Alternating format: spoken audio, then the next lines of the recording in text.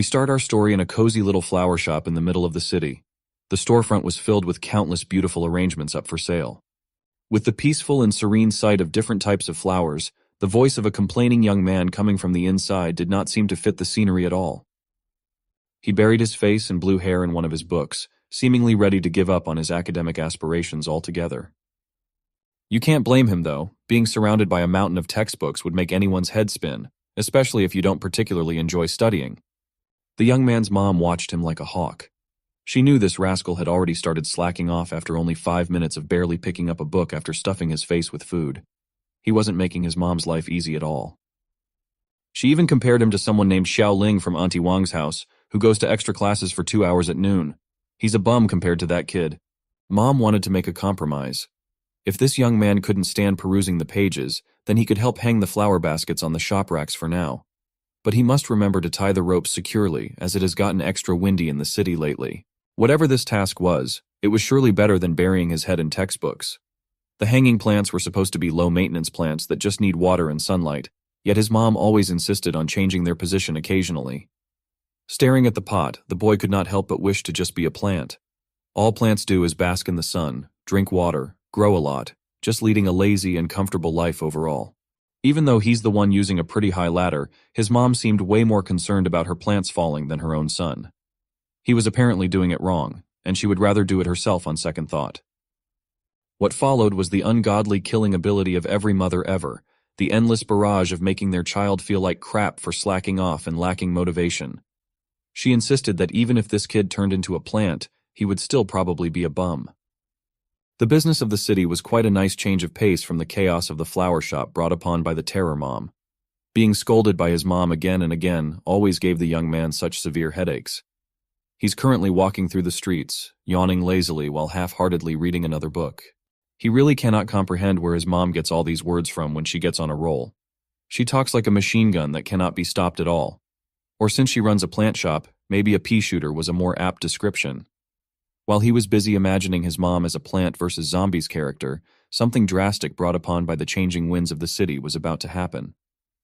A potted plant that looked to be one of those odd Venus flytrap things was knocked down by the wind and was now heading for his head with all its gravitational fury. He was way too bored, lazy, and tired to notice anything happening around him at all, especially some event that was happening way too fast to process. Truck-kun was on a vacation, so Secret Agent Pot Nissan did the job, and he ended up doing a pretty good job of it. 1 second, protagonist was just living the normal life of a normal below-average student. The next, the blood from his skull stained the concrete floor of the streets mixed in with the dirt, plant, and the broken pot. The onlookers did not expect to see something this brutal on their stroll on the way to work or school, or wherever they were going. A student just got hit by a flower pot, and the blood all over the sidewalk was a gruesome sight. Inside the young man's teetering mind, he hazily imagined a beautiful full-course meal of the perfect dinner from meat, veggies, to dessert. He remembered that he shared this amazing dinner with his mom and dad. He even praised her for her always tasty cooking. The young man eagerly took a bite of the rice, as you should always do in meal setups like this. But this white rice tasted a little odd. When he zoomed out of his imagination, his mom and dad were nowhere to be seen, and what replaced the scrumptious full-course meal was plates upon plates of disgusting dirt. Now he has become conscious that his mind might just be playing tricks on his perception. When he woke up, he was in an unfamiliar place that he couldn't quite explain or grasp. It was dark, and the smell was strangely pleasant. The odd thing was that he felt like his arms and legs were tied up. Upon inspecting the empty space even more, he noticed something green on the side and a light right above. Maybe he'll try to climb up and see that light a little better. It worked. Moving his body towards the little bit of illumination felt like he had been unleashed and rebirthed into the world. It felt like he broke through the earth to feel the elements. It felt that way because that's exactly what had just happened. A small budding plant had broken through the soil to bask in the intimate glow of the sunlight up above. He wanted to wipe the metaphorical sweat off his brows, but he did not feel any eyebrows. Still, finally crawling out of that darkness felt quite nice. Now that he was starting to think about it, something about this setup was extremely odd. Looking to the side, he knows that he wanted to move an arm to touch his face and forehead, but what his vision was giving him was a piece of leaf attached to a lanky stem. Now that he was looking at his whole body, it's fair to say that he looked and felt a lot different from his previous appearance. Not only that, but he was also in the middle of magical foliage in the middle of nowhere surrounded by mountain ranges. He was not expecting all of these at all.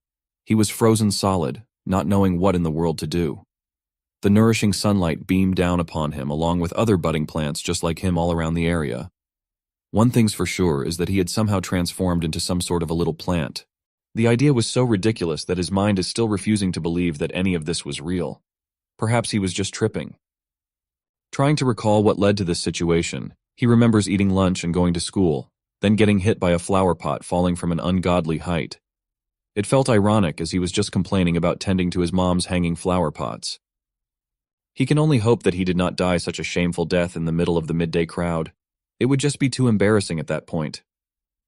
But now he's starting to slowly come to believe that he really reincarnated into the form of a little fledgling plant. He remembered just a few hours ago, complaining about his studies and wishing just to become a lazy plant that lives a comfortable life. So this might just be it, the answer to his prayers and a possible nightmare scenario at the same time. The god or whoever was in charge of this world was way too sincere and literal. Just because he casually said some nonsense to procrastinate, the deity took it seriously. Now he can only cry and beg to get back to his previous life and form. As he was getting the dramatics out of the way, he remembered something crucial that might just be a game changer in this scenario. In web novels and manhwas, the main character who undergoes rebirth usually gets their own system and follows the path of becoming a god with overpowered abilities. But if that was the case here, then where's his OP system? Why didn't he receive at least a notification sound? He screamed and screamed for the system to appear to no avail. All the other plants from the same batch as him looked at him like a weirdo. A week later, he just quietly accepted the possibility that there might not be a system after pouring his heart and soul into calling for it non-stop. He might just be an ordinary plant, damned to live an ordinary life. The good news was that he's not just a piece of grass. The bad news is he used to be a strapping young man reborn as a weird-looking flower. Thankfully, he spawned in a nice piece of black soil, rich in nutrients, pleasant fragrances, and an oddly good taste. He feels like he can grow well in this environment. What sucks is that it's just a bit crowded in here, just like the gifted class he was in the previous world where everyone is trying to get ahead. Today was the day that some unpleasant development happened. The sunlight has vanished. It was not cloudy or anything. The skies were as clear as they could be. The problem was that the flowers growing alongside him had left him in the dirt. They've grown to the point of smothering the land and covering the skies. It's just unfair when all of them are plants that should just be chilling.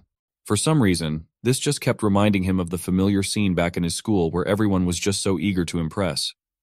This time, he won't let these show-offs take his sunlight. He will push his way through and not let these flowers interrupt his sunbathing time.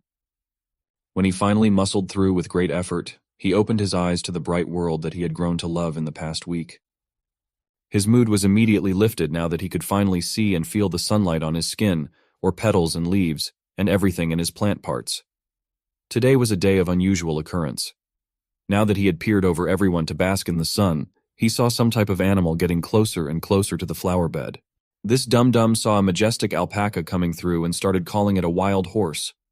In his past life, Mom and Dad were always so busy with work that they never took him to the zoo even once. Well, this would be his first time seeing a mythical creature. It did not disappoint. The so-called wild horse is pretty cute in its own right. But he stopped in his tracks now that he remembered one simple fact. These things eat grass. There might be a world where the four-legged beast was coming closer and closer to take a bite out of him. Once the alpaca opened its mouth and its spittle flew all over the place, his nightmare scenario might just be happening right about now. He tried to cover himself desperately, not wanting to die yet. When the beast's tongue started coiling around the stems firmly rooted in the area, it had miraculously missed him. The majestic alpaca just stared at him with seemingly knowing eyes as it casually gnawed on the flowers. When it started turning around, he was left as the lonesome flower in the once thriving flower bed. Thankfully, this four-legged beast only took one bite, and it seems like he was not the alpaca's type of lunch. But before completely turning and walking away, the animal wanted to give one last gift to our poor protagonist, a steaming pile of rock-hard and gray doo-doo. He was speechless. He internally asked himself what in the world is happening. He stared at the pile of rich stool, then turned his attention to the enriching soil in which his roots were tethered. Bullets of sweat started dotting his face as he slowly came to realize the implication of this animal's normal but still disgusting behavior. When he finally came to terms with it, he felt the world literally go dull and gray, just like the color of the pile of crap where the nutrients of the rich black soil were coming from. Even though he had become a plant, processing the fact that he had grown as a flower in horse crap was still a bit too much to handle. He couldn't believe he even thought that this very black soil tasted delicious, tender, and palatable. One couldn't stop oneself from throwing up in this situation. Meanwhile, the remaining flowers that survived a few inches from him had been blooming in bliss and happiness under the sun. Of course, Bro had blossomed too. But there's a new development in his anatomy. There are tooth-like things in the center of his pistil, and all the flowers around him occasionally shoot him a ghostly expression because of it. They didn't even bother to hide the look of their collective disgust for our plant boy. Then, out of nowhere, a massive mirror just spawned right in front of him. It was a scene right out of those novels and manhwas that he reads. What he saw in the reflection was quite odd and disheartening. This is how he looks now. He has become a blooming big-mouthed flower. For some reason, he remembered his previous life when the only semblance of fun he could have had was the occasional playing of video games with friends. Still, back in those days, he was never good at games. He distinctly remembers dying to a Venus flytrap repeatedly. It seems like there are unfortunate things everywhere and anywhere. No wonder everyone was giving him weird looks in this isolated flower bed. Not only was he dreadfully short compared to everyone, but he also looked fundamentally different from the rest too.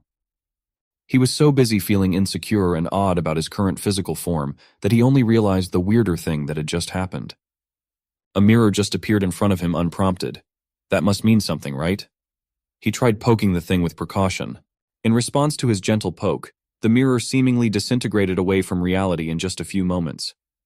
Next came a magical prompt indicating that the detected host had blossomed and entered the juvenile stage. The flower system had been activated automatically. Now this was the good news that he was desperately hoping and waiting for. This was the day that his system had finally arrived. To help ease and guide him through the process, the cursedly ugly system companion Ruhwa had been deployed to help the dear user. Our plant bro's name is Wu Sun, currently a juvenile stage big mouth flower of 0.3 meters in height and ranked as an ordinary plant. He has no special genes, no defensive skills, no special skills, and with a single attacking skill called swallowing. Reading all his listed out attributes gave him a big fright. Even the flavor text of being a flower planted in alpaca dung felt like an insult. Also, this Ruhwa thing was just disturbing. Wu Sun felt like the system might have gotten it all wrong. He was supposed to dominate the world, right? While he was yapping and complaining about the unfairness of this newfound system, notifications about him as the host gaining 1.1 evolution points for 1 minute of sunbathing and 1 point for absorbing soil minerals continuously flooded down. Now these notifications he can definitely work with. The system might not be as bad as he initially thought. Continuously and passively gaining evolution points is a huge boon. There's only one line of thought regarding these points. They should be the currency used to upgrade and enhance himself, and they're adding up fast too. Wu Sun gloated and laughed as he had already gathered 100 evolution points without doing anything. The ultimate laid-back king with a built-in cheat system lifestyle might just be on the horizon. These other puny plants had better give up trying to compete with him for that delicious sunlight. As he was basking in the glow of imminent success, Ruhwa appeared once again while picking her nose, calling Wu Sun master and asking him if he would like to enhance himself. He can choose to strengthen one of his 6 core parts: the flower, stem, leaves, roots, fruits, or seeds. It looks like his hypothesis was right. He can indeed level up and enhance his body. Without hesitation, he chose to upgrade the stem in hopes of growing taller to be able to sunbathe even more efficiently. Spending 100 evolution points to enhance the stem at once made him feel the growth happening in real time. It was like his body was being stretched out. The stem enhancement was a success. His height has increased by a whopping 0.003 meters. Yes, 0.003 paltry meters. All that gloating and taunting to the flowers all around him just netted him a growth that does not even equal the length of a tiny bug. That whole 100 points just gave him 3 millimeters of increase. It was barely noticeable by any stretch of the metric. He was now back on the opinion that he was given an extremely lousy system. Ruhwa, still with her fingers picking her nose, assured him that this was just the first of many upgrades. Besides, 100 evolution points is too little for any significant upgrades. Even though he was given this system to make himself evolve, he might not even be able to surpass the surrounding tall flowers in the area at this rate. While he was yapping and yapping with endless complaints, a wasp was slowly making its way to the area of the flower bed. Downcast and disappointed with his current state, Wu Sun just unenthusiastically looked at the bug and meekly warned it not to sting him or anything. Wu Sun's disappointment regarding his situation quickly transformed from gloom to creeping anger. He poured all the frustrations he was feeling onto the nearby wasp. He does not even have any nectar, yet this guy was annoyingly buzzing all over the place and all around him. He was just not in the mood for any of this right now. Wu Sun kept on shouting angrily, and before he knew it, the bug had already accidentally entered his big mouth. Nothing can shut you up more effectively than accidentally putting a whole wasp inside your oral cavity. A mixture of fear and surprise painted Wu Sun's face. He was just slowly processing the fact that he accidentally swallowed a huge bug. He had been alive for a total of 17 years now, and he had never even eaten any raw food, let alone a giant hornet. Composing himself, he started reaching into his mouth and feeling all around to quickly spit the bug out to no avail. It looked like he had accidentally swallowed it whole. What's weirder was that it did not taste bad. Come to think of it, he kind of likes the taste of soil too. Maybe plants just have a twisted sense of taste. Following his accidental ingestion, Ruhua appeared again to excitedly congratulate him for completing the so-called first devouring. He will be rewarded with a blind box treasure chest that will require 10,000 evolution points to open. It contains a random reward ranging from evolution points to plant genes. It looks like he can get loot boxes just by devouring living creatures. This possibility could open some interesting developments. But the brutal caveat was he needed 10,000 evolution points to open the thing in the first place. This system of his is even more stingy than a goose. At this rate, the amount of one evolution point ticking every minute does not seem great at all. Still, Wu Sun had no other choice but to soldier it out for a whole 5 days. He has been working hard to sunbathe every day and absorbed all the water and nutrients he could take from the soil. He has finally accumulated exactly 10,000 evolution points today. All his fatigue vanished as he excitedly called on the system to open the damn chest. Ruhua jumped out to enthusiastically spend all the accumulated points to reveal the contents of the blind box. She congratulated Wu Sun for obtaining a B-rank vine gene. It can be used to fuse with his stem. The only thing it needed was his permission. With this vine gene fusing into his stem, this might just mean that he has the possibility of becoming one of those legendary tentacle monsters from some of those questionable videos. Also, B-rank does not sound bad for a starter plant gene at all. This possibility has also unlocked a new part of the system where all 6 of its core parts and corresponding abilities are displayed in a detailed manner. Wu Sun did not hesitate any longer. He screamed to start the fusion process at the top of his lungs. A green light full of vitality started emanating from the system and covering his entire body. It only took a few moments, and the prompt was already congratulating him for the successful fusion with the vine gene. The light of life has seemingly sparked inside Wu Sun. With this B-rank gene, his stem has gotten a whole lot stronger, sturdier, and more useful. With the vine gene, he can now transform his once short stem into thick vines. Wu Sun can use them to whip opponents or for binding play, whatever that means. From now on, Wu Sun wants to be called the Tentacle Monster. However, the reality was different. In reality, once Wu Sun accessed the vines, he couldn't get enough of them. He felt that they were very soft and flexible, as if he was manipulating his fingers in a human body. As a result, he found no better use for them than to bend them into figures in the air. However, that wasn't the most useful thing he could do with them. After reading the descriptions, he realized that in the future, he would also be able to unexpectedly attack the enemy from underground. The very next moment, he was already fantasizing about how he was massacring the wasps that might come next, and how he would capture their queen. But then his musings were interrupted by a buzzing sound from a wasp flying nearby. As if teasing, it flew in circles again, annoying the protagonist with its buzzing. Another appearance of a wasp made Wu Sun wonder if there was a wasp nest nearby. Deciding that this was the perfect opportunity for him to practice controlling his new vine, the protagonist launched it towards the wasp at breakneck speed. The vine was surrounded by green lightning bolts, causing Wu Sun to come up with the name Lightning Whip for this technique. Feeling danger approaching, the wasp turned around and saw the vine in front of him covered in a green glow, reaching out to grab it. And in the moment, it seemed like it was all over for the wasp. The distance that Wu Sun could extend his whips had reached its maximum, and as a result, no matter how hard he tried, he was unable to reach it. As he frustratedly lowered his whip, the protagonist tried to console himself and said to himself that he couldn't catch the big hornet so easily anyway, adding that the best solution would be to wait for it to come closer. Then he wondered if he could apply the enhancement he had seen before to the vines, perhaps making them thicker and longer. The wasp, meanwhile, hovered in the air and looked at Wu Sun with a haughty smile, as if trying to say that he was a loser who was not capable of anything. This arrogant behavior hurt the protagonist, but he continued to endure and did not show any signs, because he knew that if he could endure it now, the wasp would definitely relax and come closer. and even then, he would be able to take full revenge for his humiliation. When the moment seemed to have arrived and the wasp was close enough to be reached, Wu Sun shouted loudly that this time he wouldn't let it go. He released his vines at a great speed towards it. But to Wu Sun's surprise, his tentacle was not able to reach its target as it was intercepted by someone else a second before. This unexpected turn of events shocked not only the protagonist, but also the wasp itself, which did not understand what was happening. Wu Sun was furious and didn't even try to choose his words. All the curses he knew were used. The culprit was the yellow gecko, who was holding the wasp in his mouth and looking at the protagonist with a smile. Such insolence made Wu Sun furious, as he had no intention of sharing his food with anyone else at all. In the next moment, fire flared in his eyes, and he let out a fierce shout as he released his whips covered in green lightning bolts towards him, shouting that since he was taking away his food, he should be held responsible for it. Turning around, the gecko was confused to find that his tail was wrapped around some strange vine that held it tightly. Not wanting to be tied up, the gecko made an attempt to resist and try to escape, but unfortunately the vines held him very tightly, preventing him from doing so. Seeing that the lizard was resisting in a panic and trying to escape, Wu Sun gripped its tail even tighter and said in an irritated voice that its attempts were futile as he had no intention of letting it go so easily. However, in the next moment, something happened that the protagonist did not expect in any way. Part of the gecko's tail, which he was holding with his tentacles, suddenly separated from his body. And since the tension was quite strong, the whips, which flew backwards by inertia, hit him in the face with force.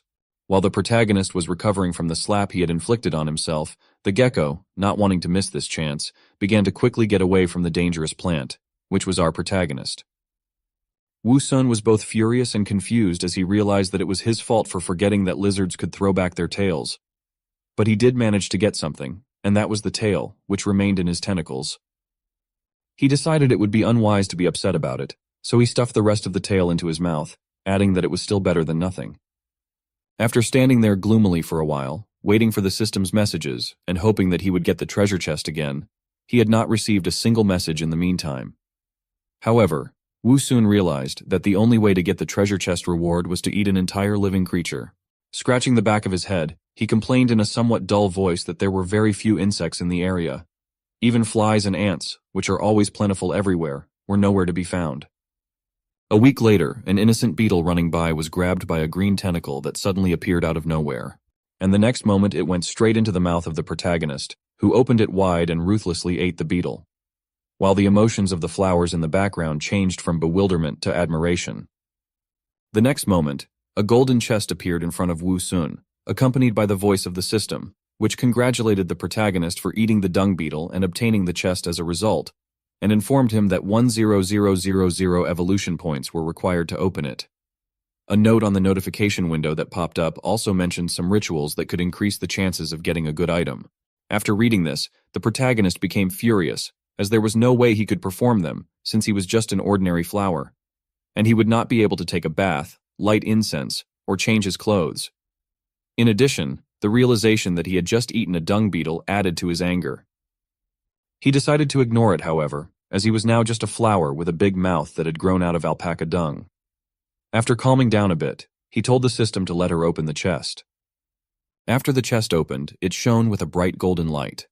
The system spirit Ruhua appeared out of nowhere and told the protagonist that this time he was rewarded with 200,000 evolution points.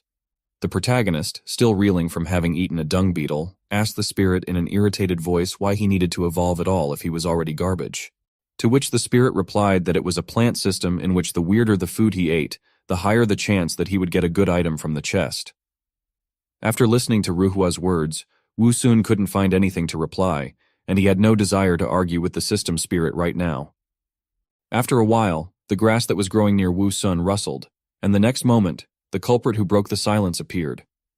It was the same yellow gecko that we had seen before, but this time it looked very frightened, and as if it was running away from someone. Not paying attention to the frightened look of the lizard, the protagonist with his toothy smile on his face asked him how he dared to come back here after taking away his prey. After which, with the words that the latter would pay for the wrongs he had done, Wu Sun lunged towards the gecko with his tentacle, using his skill lightning strike. However, suddenly something very similar to a tongue appeared behind the gecko fleeing in panic, which was also approaching it at a tremendous speed. Despite being caught between two crossfires, Both the protagonist's whip and the unknown creature that was supposed to be the tongue's owner, the gecko miraculously managed to dodge. However, the lizard was no longer important to Wu Sun, as he was now more concerned with the creature that the gecko was fleeing from in panic, and the one who was the owner of the tongue. With his eyes wide open, the protagonist watched as the creature retracted its long tongue back. After that, a head covered in spikes appeared. As it turned out, in front of him was a huge frog whose skin was covered with spikes, while its eyes glowed threateningly with a red light.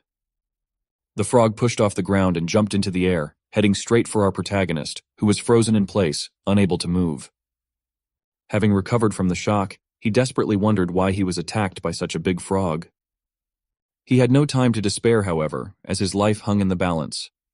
In addition, he was also caught up in the fact that the frog had abandoned its pursuit of the gecko and turned its attention to him, thinking that he was easy prey. The next moment he was out of his daze, and he swung his tentacle with all his might at the huge frog, shouting furiously for it to get out of here. It flipped in the air and fell to the ground with a thud, but the next moment it was standing on the ground. But in the next moment, it was already standing on its feet, staring at Wu Sun angrily with its red eyes that clearly showed its rage. Deciding not to wait for the frog to fully recover and attack him, the protagonist decided to attack first, swinging at it with his tentacle, which would act as a whip in this attack. As planned, the whip attack hit the target. However, it did not do the expected damage. After receiving the blow, the frog only squinted its eyes. In the next moment, the toad fiercely grabbed the tentacle of Wu Sun, who did not anticipate this outcome and did not have time to return it to him. The protagonist, meanwhile, was trying with all his might not to be dragged away by the frog, which had already begun to forcefully pull on his tentacle, and was pondering how the frog was able to repel his attack so easily. To his senses, it felt like he had hit a rock. But he had no more time to ponder, as the next moment, the frog stuck out its huge tongue and wrapped it around his stem. This action from the frog left Wu Sun confused as he didn't quite understand what it was going to do now. But in the next moment, everything became very clear. After all, the frog grabbed the stem of the main character and began to tear it out of the ground along with the roots. Realizing that now his beautiful new life could end, Wu Sun panicked and started to scream loudly and tried to resist. After the frog had firmly grasped his stem with his tongue, he began to pull with force, and our flower began to slowly separate from the ground, and when his stubs began to break off, he cried out, "It hurts." It hurt so much that he felt like his body was about to be torn apart. He now had a pressing question: do plants feel pain like animals? He continued to cling to the ground with his roots with tears in his eyes. Now he understood how all those poor plants, flowers, and grass felt, on which he had taken out all his anger in his past life. Now it seemed to him that the pain he was feeling was God's punishment for the pain he had once inflicted on the plants. The frog was inexorably pulling him harder and harder, ripping him out along with a piece of earth. Wu Sun realized that it seemed like it was all over for him now, as he would most likely die if he was uprooted from the ground. He could already see the cold breath of death at the back of his head. He didn't think he would feel it again so soon. But when there was no more hope, he noticed something, or rather someone, and he was surprised and frightened. A yellow gecko, already familiar to us, appeared on the branch above the frog. He did not understand what the little lizard was going to do, whether he wanted to avenge his lost tail or to help him with the frog. The gecko, in order not to lose his advantage of surprise and not to alert the frog with his finger, showed our flower to be silent and not to draw attention to him. Wu Sun was very surprised at this turn of events. How did the gecko know such gestures, and why did he look so smart? What kind of world had he gotten into, that all the beasts here were so smart and cunning? This could be a problem for him in the future if he lived to see it. The gecko didn't wait long and jumped at the frog from the branch. He landed right on its head between its ugly yellow eyes. And before the frog woke up from the surprise and had time to throw him off, he aimed his toothy mouth right at its eye. After his bite, dark blood gushed from the frog's eye. The frog would have howled from the pain if it could, but as it only made an incomprehensible sound and jumped up on the spot, it was forced to retract its tongue back, letting go of our toothy flower. The frog fell on its back, going to crush the pesky gecko, but it failed as it jumped off in time. But as long as the frog left the flower alone, this was his chance. Wu Sun sighed from fatigue and realizing how close he was to death, but he didn't have much time. Therefore, he immediately began to prepare for the attack and raised his battle whip. He wrapped it around the wounded frog and bound it tightly before it could even quack. Then he was going to throw it away with force and plow the ground in the clearing with it, which he eventually did. After that, he began to spin the frog, throwing it against the ground and then spinning it again. This made it dizzy, and its tongue fell out. But the frog had another trick up her sleeve that she was saving especially for situations like this. She let some slippery and smelly liquid out of her skin. And when it hit the whip, the frog just slipped off it and flopped to the ground. Our flower did not have time to react in time from such a surprise and was a little confused. He thought that the frog is already in his hands and it cannot escape. However, thanks to its trick, it has already successfully jumped away from this unfortunate flower, which brought it so much pain and trouble instead of a light snack. Our flower still tried to reach her with his whip, but it was already too late and the frog was running away from him in the distance. This situation made him very angry with our toothy flower, who was very close to dealing with the frog once and for all, but her tricks and ability to run fast saved her pimply skin. But nothing. Now at least she wouldn't dare to come near him next time. Then he remembered how much it hurt him when the frog tried to pull him out of the ground and realized how vulnerable he was as a plant. He was dependent on soil, moisture, sun. He couldn't escape. He was very fragile and always in danger. Even a regular frog almost killed him. He sadly asked himself, would he ever be able to become human again? However, there was a silver lining. After his battle with the frog, he had a new friend, a small yellow gecko. He didn't speak, but waved at him with the rest of his tail. Flower didn't like this very much and tensed him up, so he asked what he was doing. Was he trying to ask forgiveness for bringing that nasty frog here? Without saying anything in reply, the gecko began to pick up pieces of soil with his paws. Then he took another pieces of soil and covered the bare roots with it under the surprised look of the flower. Wu Sun even started to shout at him that he was a little rascal who first brings trouble on his tail and then tries to make amends. But when he felt relief from the moisture and shade on his roots, he was a little more sympathetic to him, and even said with a toothy grin that since he had helped him with the frog and the soil, he would not be angry with him. Gecko seemed very glad that he wasn't being chased away. The gecko continued to rake the soil around the roots of the flower, and our hero was quite surprised that the gecko seemed to understand his words. He wondered if it was normal for the gecko to understand his words, if he knew how to use the environment to fight his enemies, if he knew how to use the soil to fertilize the plants. If that was the case, then the other question was what language was he speaking now? Was it a human language or the language of flowers or maybe animals? When the gecko finished fertilizing the flower, he turned around and was about to go about his business, but our hero decided to see if he understood him. So he shouted to him that since he was leaving, at least let him say goodbye properly. But it seemed that the gecko did not pay attention to his words and continued his movement. And he sighed disappointedly, and he thought he had really found a friend to talk to. As it turned out, the gecko didn't go far and stopped at the edge of their clearing of grass and paused for a moment. Then noticing movement in the grass, he caught a bug with his long and sticky tongue. And then with a satisfied smile like a dog who carries a ball to his master, he started to return to the flower. Gecko ran up to the flower and poked him in the cheek with his tongue, who did not understand what was happening and why he was poking him with his nasty tongue.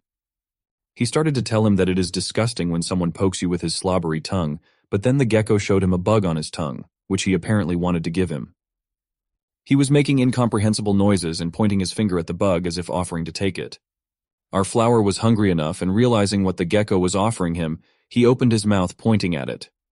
But what was wrong in their pantomime, and they did not fully understand each other, because the gecko did not give him the bug, so the flower asked, "What does he want?" Was he afraid he would eat the bug along with its tongue? And it seemed to be true, because the gecko nodded happily in response. He thought that such a smart lizard could not be fooled, even if he wanted to. But he knew how to solve their situation, so he suggested that the gecko put the bug on the ground in front of him, and then he would deal with it since he didn't trust him. However, the gecko understood everything in his own way, and seemed to have decided that the flower could be trusted after all, and now he came closer with the bug on his tongue. Our flower didn't know how to react to all this. But his second confusion was not long, because he knew well the saying, "When they give you take, if they hit you run," so he grabbed the bug with his whip and threw it into his toothy mouth. He hoped it would help him evolve. Surprisingly, it did. Right after he swallowed the bug, the spirit of Ruhua and information windows appeared in front of him, congratulating him on getting the next random treasure chest, thanks to eating a live bug. He again needed to accumulate 10,000 evolution points to open the chest. Also, after a certain number of open crates, he would be able to get an additional reward. There was also a funny note that warned that before opening a treasure chest, it was worth taking a bath, changing clothes, lighting incense, and praying to all known gods. This was supposed to increase the probability of rare items falling out, but it's not certain. Also, after all the notifications, the system would ask him if he wanted to open the chest since he had enough points. Ruhua looked at the yellow gecko with interest. Our hero, upon seeing his gaze, explained that it was his new friend whom he met during the battle with the uninvited guest. Then Wu Sun turned to his new friend and asked if he wanted to help him open the treasure chest as a reward for his help. Gecko simply stared at him questioningly in response. This behavior did not please Ruhua, who was sitting on the chest with a frown.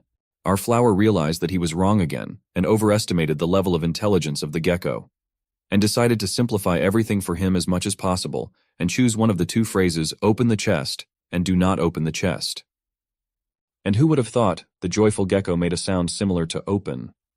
Our hero was pleased with the progress in their communication and, turning to his system spirit Ruhua, told him to open the chest since that's what even the lizard said. An information box appeared, congratulating him on obtaining a B-level vine gene that could be integrated into the stem and asking if he wanted to use it now. Also under the illustration of the vine, its properties and benefits to the plant were explained, but since he already had one vine integrated, the system offered him two options for gene fusion. The first option was to upgrade and strengthen the existing vine. The second was to add another additional vine. And further, the skill was offered to choose one of the options for its development. Our hero was very happy about the opportunity to develop, and was not shy to tell everyone around him about it. He stroked his already tame gecko and praised it, because thanks to it he got a good level item. But now he was faced with a difficult choice, which way to go to strengthen his vine or to get an additional one. As he pondered, he recalled the details of his fight with the frog, and realized that he had almost been uprooted because he didn't have enough vines. That was why he had chosen the second option. Hearing his answer, Ruhua pulled out his magic fairy wand and announced that there would now be a fusion of his stem with the new gene. Our hero was engulfed in streams of green energy, and the next system window appeared, where our flower was congratulated on the integration of another gene that allowed him to turn his stems into whips to fight his enemies. It could also now officially refer to itself as a tentacle monster. True, with only 2 tentacles, but that didn't matter. Wu Sun was expecting something more, and he began to resent the thin and short whip he had been given. Wasn't there something bigger and prettier? Ruhua replied that not everything is so fast, and there are no shortcuts. He has already accumulated a lot of evolution points, and he is sure that our flower will become longer and thicker in the near future, just like everyone dreams of. Wu Sun was annoyed by such worthless whines he got from the system, so he asked the system spirit if the system couldn't be more serious and give him normal improvements instead of this mockery. But Ruhua's system spirit was determined to convince his little master that the system is always completely serious, and this is the way of gradual evolution. Our protagonist realized that there was no point in arguing with him, and he was just too lazy to deal with him. So he simply told him to disappear from his sight and stop annoying him. After getting rid of the annoying system spirit, he turned his attention to his new friend and decided to offer him a mutually beneficial deal. Since he had helped the gecko escape from the big frog and the gecko had offered him food in gratitude, it meant that the little creatures knew how to be grateful, and he planned to use that to his own advantage. Wu Sun offered the gecko a deal, saying that in the future, if there was any threat, he could just come to him and he would protect him. In exchange for just one condition, he would have to catch a bug for him every day. He thought to himself that this would be a brilliant move since he couldn't move, and his whips had a limited radius. But with a mobile partner to help him catch bugs, he could level up very quickly. The gecko didn't seem to be at all thrilled with this offer and looked at him incredulously. Wu Sun began to reason that bringing him bugs would not only benefit him but also the gecko, because then he would be able to provide more security, thanks to the fact that he would be stronger himself. The gecko seemed to be satisfied with this explanation and no longer looked at him so disgruntled. He seemed to agree to his terms. Wu Sun exhaled a sigh of relief and assured him that since they had agreed, he would not let him down. Then he asked the gecko if he could call him Little Yellow. He didn't seem at all thrilled at this idea. Seeing his expression, Wu Sun was indignant and asked what was wrong with his appearance. Doesn't he like his new name? He had to blame his poop-colored appearance for everything.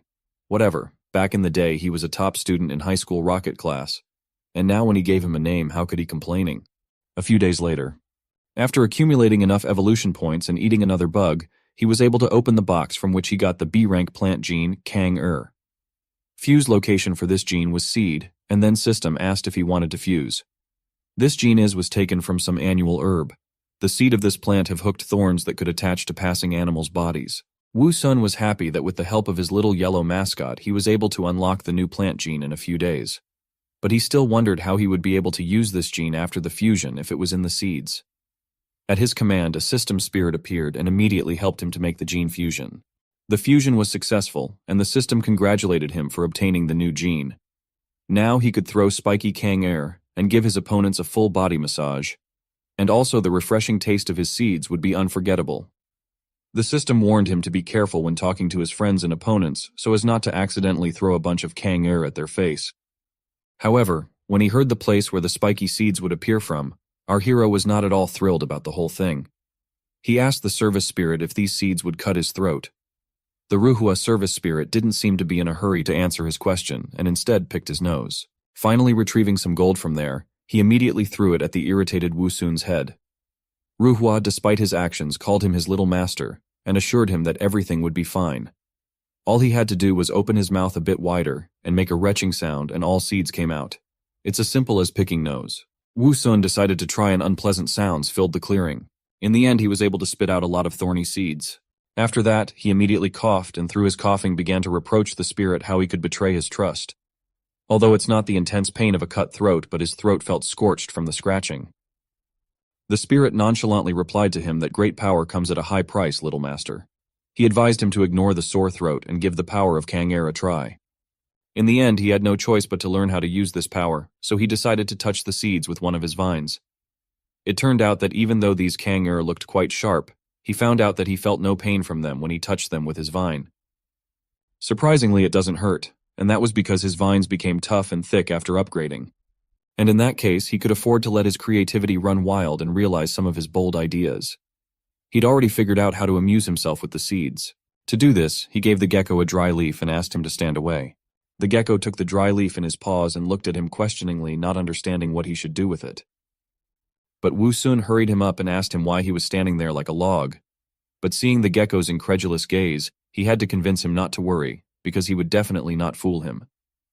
When the gecko had gotten far enough away, our protagonist told him to stop and stand there. He cheerfully announced, "Watch this, here comes a little flying whip," and he threw the spike, aiming for the dry leaf in the gecko's clutches. But he didn't hit what he was aiming for, and instead of a leaf, he shot the gecko's tail off again. The gecko didn't even realize what had happened. The gecko only noticed that something was wrong when pieces of its tail began to wriggle behind him. Wusun realized that he had done something wrong and apologized, assuring the poor gecko that it was not on purpose.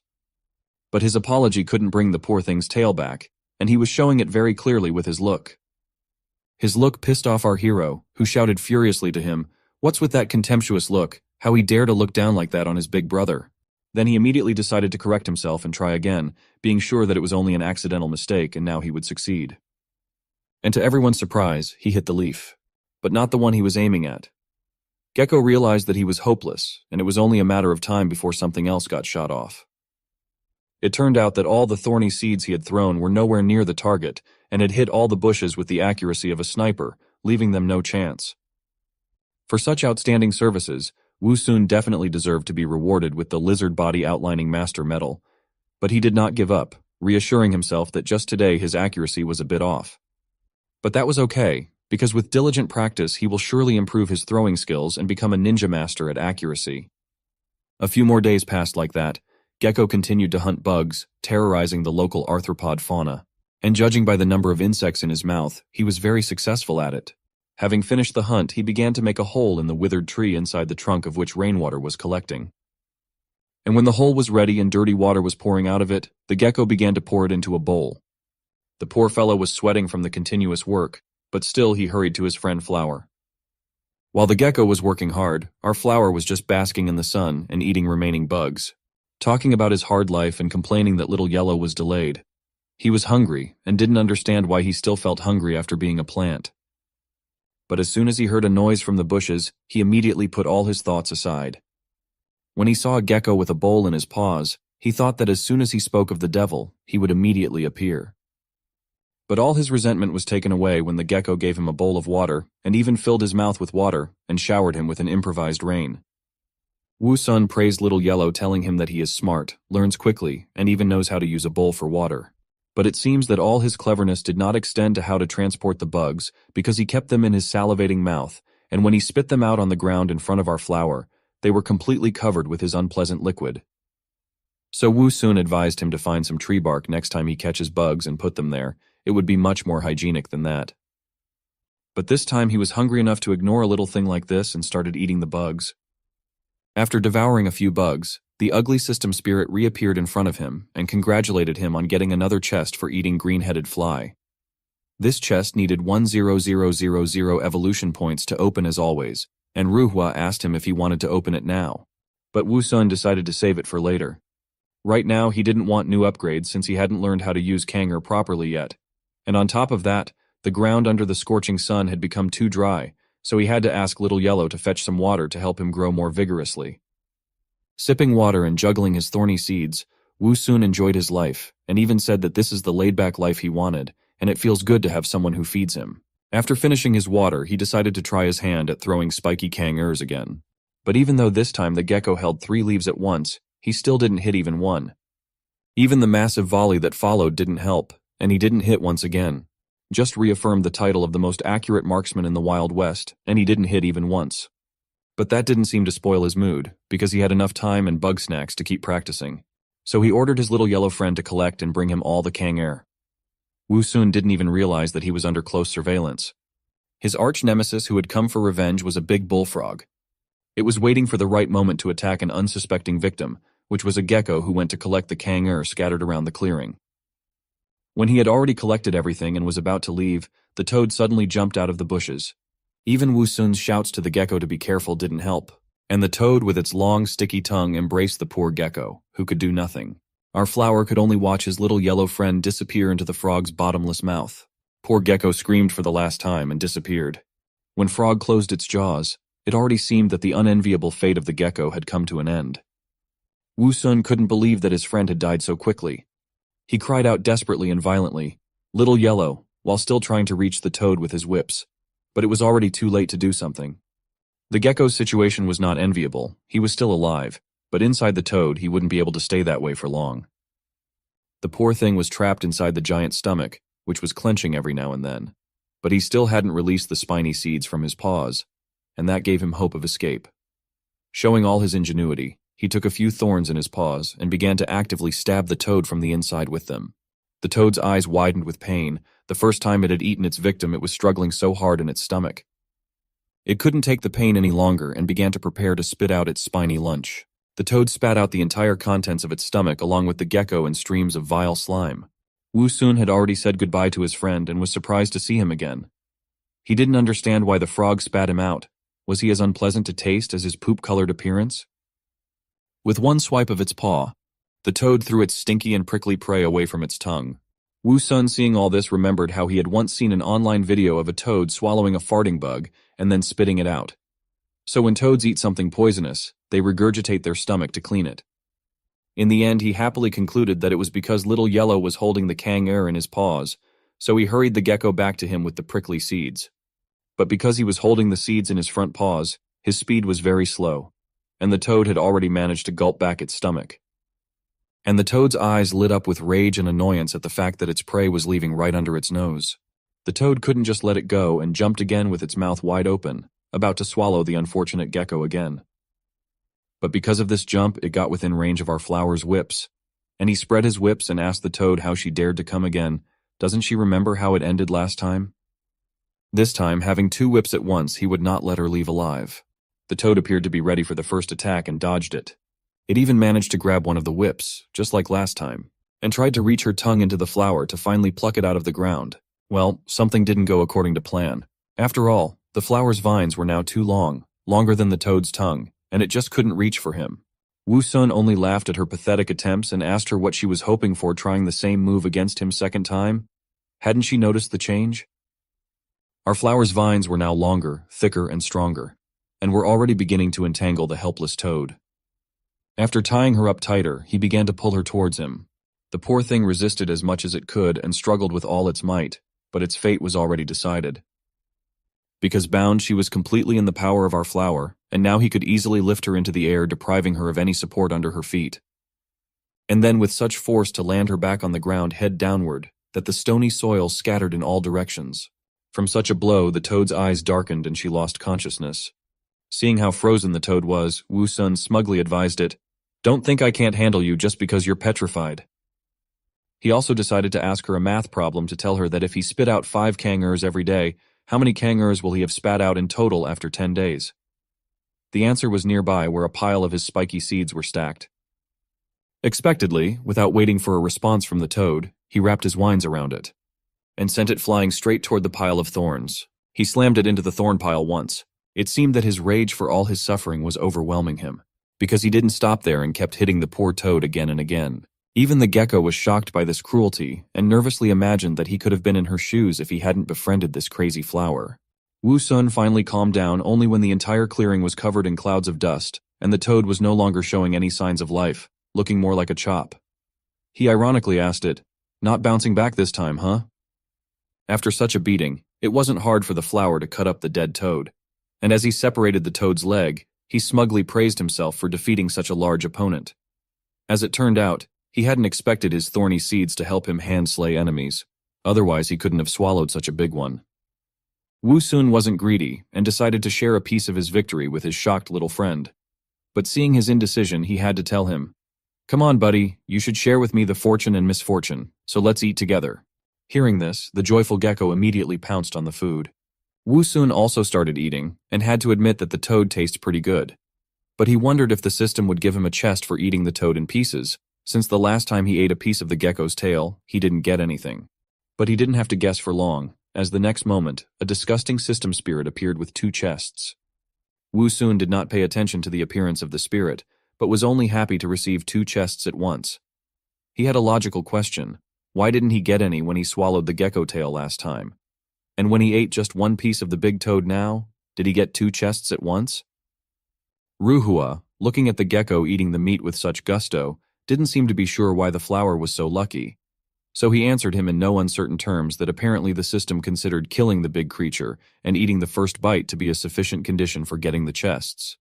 But in general, the rules for getting chests were a bit different. For small creatures that the host can swallow in 1 bite, there is a 100% chance of getting a box. As for larger creatures that require a chewing, there's a chance of getting a box with each bite. However, all of this also depends on luck. If luck is bad, even if the host eats a whole toad bursting the stomach, it might only yield 1 box. After hearing all these explanations, Wu Sun decided to continue eating the toad, and literally after the next bite, he got the chest again. Ruhua was not at all pleased with such luck of our hero, and Wu Sun was just glowing with happiness and anticipation of what he could get from them. And now he smugly asked if the fact that he had gotten so many chests meant that his luck was extremely good? After all, he had gotten 3 boxes in just 3 bites. System Spirit Ruhua merely grudgingly hummed in response, and not at all sincerely wished him luck in the next bites.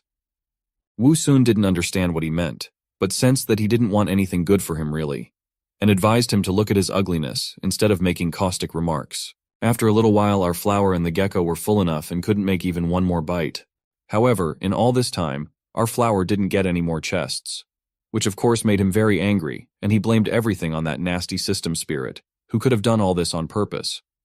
For since he said that sentence earlier, not even bursting his stomach resulted in a chest. But Ruhua, picking his nose, had no problem justifying himself by saying that it was just a problem with his luck, and there was nothing he could do about that moody lady luck. Lastly, he asked if he wanted to open the chests now. Wu Sun refused on the grounds that he wasn't interested in opening the chests at all, as he had so much left to eat right now. Despite his and Gecko's best efforts, they were only able to eat half of the toad, which was already an achievement considering their size. But something had to be done with the other half, because if it wasn't dealt with properly, such a big chunk of meat would surely attract carnivores, who could easily destroy our flower with a single swipe of their paws. But Wu Sun was not stupid, and in his head came up with a brilliant idea how to deal with the toad's corpse and at the same time get the most out of it. Since it could not only eat through its mouth, the protagonist decided that a great idea would be to bury the body, thus turning it into organic fertilizer, which would allow him to absorb nutrients little by little through the roots without any competition. Ever since he was a kid, he remembered his mom burying meat or fish in the ground, and to his curious questions about why she did it, she answered that microorganisms in the soil decomposed the bodies of dead fish into carbon dioxide, water, and inorganic substances. And it was these that were absorbed by the fruit trees, so that they grew faster and gave more tasty crops. However, the protagonist had a problem. His vines were not designed to dig into the ground at all. After thinking about it, he realized that he could solve this problem quite easily if he could find tools that he could wrap around the vines. However, the second problem was that shovel-like digging tools were unlikely to be found here. His only salvation was his yellow friend, whom he immediately asked to find thick branches and scaly rocks for him. He folded his vines into roughly the shape he wanted and showed them to the gecko, who stared at them intently. After a few minutes, the gecko turned around and headed somewhere. As he stared at the gecko, the protagonist could only hope that he understood what he wanted. After a while, several branches of different thicknesses and a small stone were lying on the ground in front of him. The gecko who had brought it all was looking at him happily, as if expecting praise. However, Wu Sun didn't really appreciate his efforts. Easily breaking the branches with his vines, he said that these branches were not suitable as they were very thin and would break very easily. Picking up some soil with his leaf, he added that the soil here was very soft, so he needed something thin and strong. Hearing this and silently staring at the broken branches, after a moment of silent staring at the broken branches, Gecko seemed to understand, nodded his head and rushed off. However, he did not manage to bring the necessary tools for the first time. He brought a leaf or a lump of soil, which was obviously not solid at all. Even though he was tired, he brought a huge log that Wu Sun didn't know what to do with because he could hardly move it. However, this was not what he needed, and he even thought that he had overestimated the IQ of his yellow friend. Suddenly, however, two objects fell to the ground in front of him, a sharpened bone as well as a broken arrowhead. His eyes immediately widened with surprise. After grabbing the arrow, he couldn't be happy with it, because even though it was broken and rusty, it was still what he needed. It was also made of iron, which could mean that there were other intelligent beings in this continent who knew how to use tools. Grabbing the bone and arrowhead with his vines, he immediately got into a threatening fighting stance, saying that these two sharp objects could be good weapons for him. And if he was attacked by a toad again, he would be able to slit its belly easily. Praising the gecko for finding what he needed, he tossed him the bone and added that they had some work to do. They started digging together. After a while, a rather large hole appeared in the ground. Wiping sweat with a vine, Wu Sun turned to the same tired gecko and said that it was time to drag the frog's body into the hole. The gecko immediately started dragging it. After putting it in the hole and covering it with soil, he jumped on it a little to trample it completely, sniffing the air and noting that the smell of blood was gone, so the predators had no reason to come here anymore. He wondered why he, being a plant, could smell the odors. As he began to absorb water, sunlight, and nutrients again, he noted that nothing had changed yet. However, he realized that he had rushed things, as the microorganisms needed time to decompose the frog's body. Accepting that this method was not as fast as absorbing it directly, he remembered the 3 chests he had been able to obtain earlier that he had not yet opened. Calling the system spirit, he told him that he would like to open them. The system spirit immediately appeared and told him that since there were 3 chests, he had given them their serial numbers and asked which one he wanted to open first. Turning to the gecko, the protagonist asked him which one he would like to open. He told him to just name a number between 1 and 3. To which the gecko extended his paw and showed the number 2. Hearing this, Wu Sun told Ruhua to open the second treasure chest. As soon as the chest was opened, the system spirit immediately congratulated his master for obtaining a B-level plant gene called spikes. It was a very good gene that he could also integrate into his vines. Patting the satisfied gecko on the head, Wu Sun said that the one was indeed the best. Wanting to quickly test his new skills, he told Ruhua to apply the fusion. In the next instant, his vines were covered with thorns, which combined with his fighting stance looked very intimidating.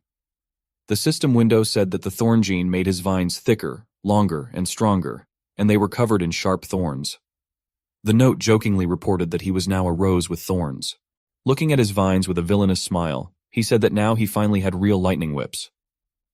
Deciding to test their power, he immediately started swinging them at great speed, hitting the leaves, which immediately created holes. The result was beyond his expectations, as it was powerful enough to even seriously injure the horned toad. He decided not to stop, and asked his yellow friend to choose one of the remaining numbers, to which he replied number 3. The remaining chests only had double the points. Looking at them, Wu Sun said that as expected, the chance of a skill falling out was 33%, adding that the gecko was still better than him, as even though he had opened 10 chests, nothing of value had fallen out. He decided not to dwell on it, but to be happy with what he had already gotten, because with the new gene, broken arrow, and bone, his combat power had increased significantly.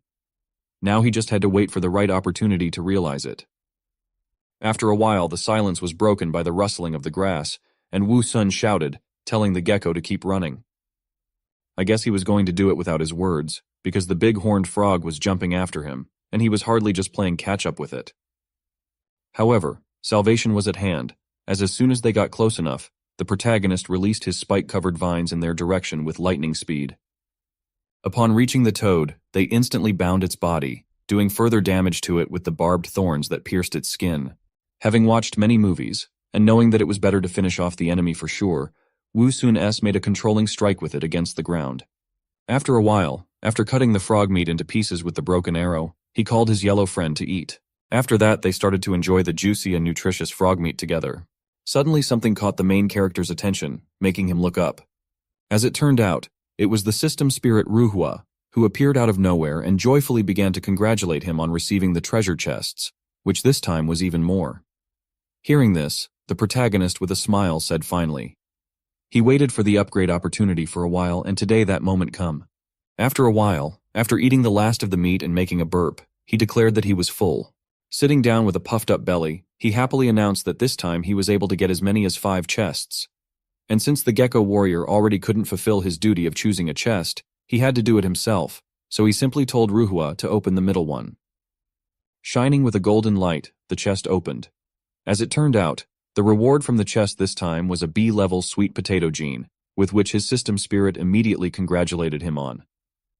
The system window reported that sweet potato roots were divided into 3 forms: fibrous, woody, and tuberous.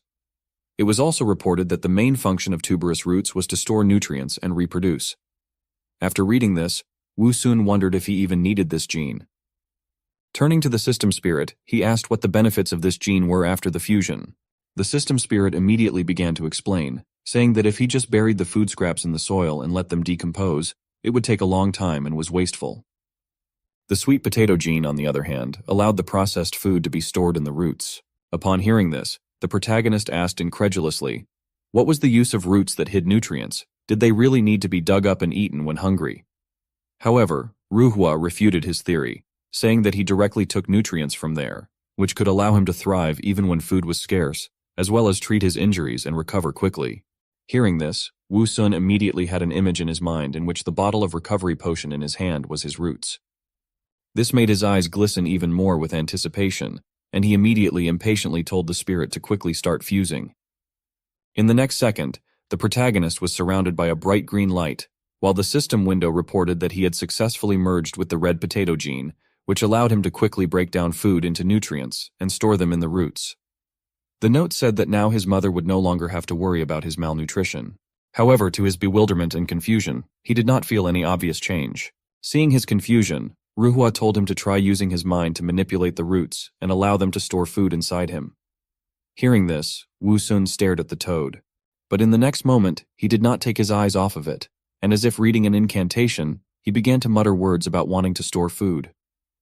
A moment later, he could feel the roots, which immediately rushed to the top. After breaking through from the ground, they immediately began to braid the frog's body. Seeing this, the protagonist could not help but rejoice that everything worked, and also so quickly. He could clearly feel the root systems wrapping around the food and carrying it to the root for storage. It was incredibly convenient, because now he no longer had to dig holes and worry about someone eating his food, or it attracting the attention of others. On a future hunt, he decided to test the restorative effect of the sweet root, which was analogous to a bottle of recovery potion that could be equated to 1 life. And if the root was improved, he would have even more lives, and the probability of him surviving would increase greatly. The opportunity to test the new skill did not have to wait long, because after a while, he was attacked by a large red snake, which immediately rushed at the protagonist.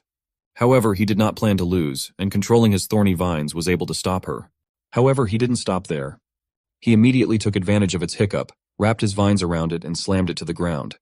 Realizing that the snake was still alive, Wu Sun used his secret technique called the enraged killer gecko that killed exclusively with bones. At a tremendous speed, he forcefully thrust the bone into the body of immobilized snake. After a while, the dust that was raised during the fight began to disperse. On the ground, the dead snake was still twitching in its death convulsions.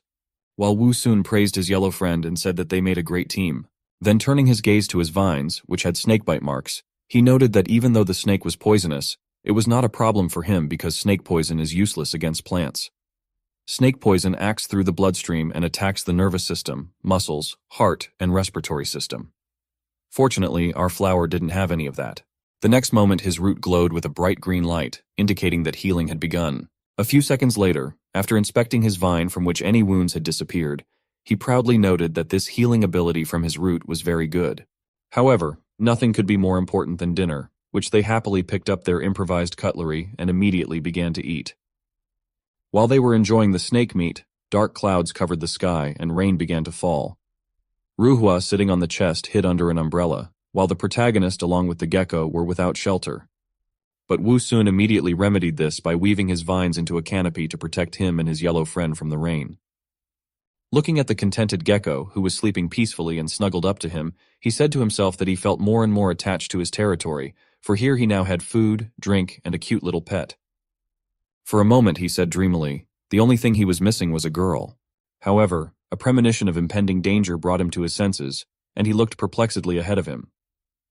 As it turned out, there was an amorous system spirit flying straight toward him, who spread his arms and asked if he was his girlfriend. However, a few barbed balls thrown at him quickly remedied the situation. Having fought off the attack of Ruhua, who was now lying knocked out, the protagonist wondered if he should look for a large female flower if he wanted to find a girl. However, the image that appeared in his head did not particularly please him, so he decided to leave it for later. It's been over a month since our protagonist turned into a flower. During this time, he managed to grow another spiky vine, as well as 2 more roots, which equaled 2 more bottles of healing potion. Throwing the spiky ball into the air and catching it again, Wu Sun boredly wondered why his yellow friend hadn't returned from the hunt yet. Suddenly, the sound of rustling leaves behind him caught his attention. Turning around, he wondered if the gecko had finally returned from hunting. But what he saw made him freeze in shock. There was a man standing there with a backpack on his back and a hiking bag for herbs hanging from his shoulder. While the man was looking around, Wu Sun couldn't be happy that there were also people in this world. In an attempt to attract attention, he immediately started waving leaves and shouting loudly and happily, saying that he had finally met some of live people in this cursed world. But the next moment he realized that he himself was just a strange flower with a big mouth, and that the only thing he had in common with humans was the ability to think and speak. So first he decided to say hello and connect. Since he didn't know much about this world, he was going to ask the man a lot of questions. He immediately started yelling loudly. However, without noticing the protagonist, the man passed by. Watching the man bending over the ground, Wu Sun was puzzled as to why he didn't notice him, and whether it was because he was small. But what interested him even more was what he was doing now. Suddenly there was the sound of roots being pulled from the ground. With a smile that seemed devilish to the protagonist, the man happily said that he didn't expect there to be such a precious toxin-cleansing plant. This scene before the protagonist made him realize 2 things. First, that the man was gathering herbs, and second, that attracting attention was the biggest mistake he had ever made in his life. After sticking a small shovel into the ground, the man began to dig up the flower. He held it in his hand and said in a joyful voice that he was incredibly lucky to find such a flower, because it was the main ingredient for the longevity pill. The protagonist, on the other hand, was watching all of this with apprehension. Turning his gaze to himself, he panicked and said to himself that he was now the only flower in the area, and he hoped that perhaps he would not pluck it and use it to make medicine. However, his hopes were not to be realized. Putting the flower in his bag, the man looked around and thought that there must be other valuable herbs in the area. After the man's words, Wu Sun's eyes widened in horror, and the hope he had had vanished in an instant, for he realized that this was his end. As expected, the man discovered him rather quickly while smiling his devilish smile. However, he did not immediately tear it off. Pensive, he wondered why he didn't have any information about this flower. Taking out a book, he decided to check if there were any entries about this flower in it, but to his disappointment, he couldn't find anything. This interested him greatly, and the manic smile of a discoverer appeared on his face. Thinking that he had discovered a new medicinal herb, the man holding a shovel in his hand, which to the protagonist was tantamount to a murder weapon, reached out to Wu Sun, intending to dig it up and study it later. Our flower was frozen in fear, and could only stare at the hand reaching for him, and mentally shouted at him not to touch him with his filthy hands. Luckily, his survival instincts kicked in, and he unknowingly struck the man with a thorny vine, which the man's hand stumbled on. When he felt the pain, he immediately cried out painfully and yanked his hand away sharply. Looking at the torn glove on his hand, he wondered why the strange flower had so many thorns. However, their presence only made him more interested, and he decided to continue, but now to be more careful. His hand, accompanied by a devilish smile, reached for the protagonist again. Only this time, Wu Sun really realized that this was his end, because even with his thorny vine, he was only able to cause minimal damage. With a look of horror on his face, he resigned himself to the fact that he was powerless against absolute power. The man's hand was about to grab him. But suddenly he was distracted by a noise behind him, causing him to turn around. A silhouette was approaching them. Recognizing his partner, the man asked him why he had returned so quickly. He was carrying a large pink egg in his hands. When the man saw him, he was surprised and asked him how he could do it so quickly. However, to his bewilderment, the man said nothing and ran past him as if he was in a hurry. When he turned around, he shouted in panic that he should run away too, because the dragoness had noticed that he had stolen the egg. These words shocked and horrified him, and sweat immediately broke out on his face. While the guy with the egg in a panic continued to run away, his partner looked up into the sky and saw a large silhouette that was approaching them at a great speed. It was none other than a huge dragon whose mood was as horrible as its appearance. However, even after seeing dragon, the man did not leave the desire to dig up the strange flower. But his friend called him crazy and shouted that it was not the time for that. The protagonist was also not very happy about this, and irritatedly thought to himself why he did not just get out of here. Despite the extreme situation and his friend's shouting, he was still hesitant. But even this greedy guy valued his miserable life, so he followed his friend and turned around and said that he would definitely come back as soon as he had a chance. Hearing these words, Wu Sun finally became furious, as he couldn't risk his life, and let them turn back later and finish what they wanted. Therefore, his only option was to fight, and luckily at that moment, he had every chance to win, for he wasn't the only one hostile against them. He had a dragon on his side. With fierce shouts that they should pay the price so that they would not dare to return again, he released his spiky vines in their direction, which in the next moment bound the legs of the fleeing guys, preventing them from moving. When they felt it, they looked down in bewilderment, trying to understand what had happened. They were indignant, for the thorny vines held their legs tightly. Not understanding how this could happen, they forcefully tried to break through. Even though the main character was not quite ordinary, he was still only a small flower for now, and so the strength of the two men was too huge for him. However, even though he was almost ripped out of the ground, he didn't plan to give up. With a fierce shout, he continued to hold their legs. Luckily, his strength was enough, and the two men fell face down on the ground with a clatter. A large pink egg fell out of his hands and rolled into the bushes. At the same time, the enraged dragon, glaring with its red eyes, was about to catch up with them. The brunette was puzzled as to what had stopped him, while the other was more concerned with where the egg had gone. However, they didn't have time to think about it, because the next moment the guy raised his head and shouted shrilly that the dragon was already over their heads.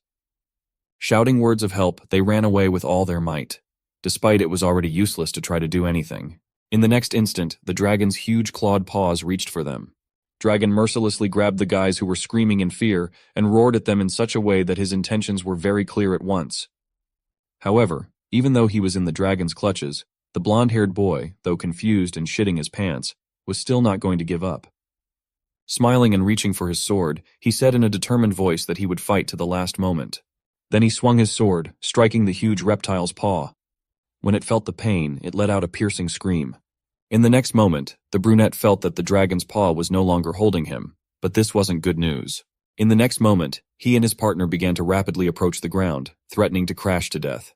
However, Dragoness did not stop there. Being in a rage, she was not going to give them such an easy death. So in the next instant, she opened her jaws and rushed towards them at a great speed. A few seconds later, the screams disappeared. It was said that those guys were never seen again after that. Looking at the dust that had already begun to settle, as if unable to believe it, the protagonist wondered if those two people were dead. The realization that he had committed an indirect but still a murder made his body sweat and he began to tremble. His reaction was quite normal, since for a boy of his age, murder was something very scary. However, he realized that he had no other choice, because if they had escaped, they would surely come back and he would be the one to die. Wu Sun decided not to dwell on it and thought that he had done it purely in self-defense and survival, so it was not his fault. However, in the next moment, another possible problem came to him. The dragon egg that had been lost in a hurry by those two guys, and which was currently lying nearby, making it likely that the dragoness would surely return later and kill everyone who would be nearby. Just then, he sensed an approaching danger behind him, causing him to turn around sharply. As expected, it was a dragoness flying low over the ground, but luckily she never noticed the egg or him. As it flew past him, it began to shrink, turning into a small black dot, which Wu Sun looked at with fear until the last. The dragoness seemed to have disappeared and he could finally relax, but no, his attention was immediately drawn to the pink egg sticking out of the bushes. However, As for the person who received the dragon egg, he didn't look too happy about it. He started shouting after the dragoness, irritated, asking why she didn't take her baby with her and if she didn't need it. But as expected, his shouting had no effect. Wiping the sweat from his forehead, he said that it was probably the first time she was becoming a mother, but even that didn't explain her neglect of her egg. Retracting his thorns on the vines to avoid damaging the egg, the protagonist reached for it. However, the distance was too great for him to reach. Fortunately, his yellow gecko friend soon appeared, casually returning from somewhere with a bowl in his hands. As he came closer, he looked at the protagonist in bewilderment, then turned his gaze to the egg. Seeing the free labor force, the protagonist turned to the gecko, who was still not understanding what was going on, and told him to try to push the egg to him. With zeal, he began to push it. But no matter how hard he tried, he couldn't even get it to budge.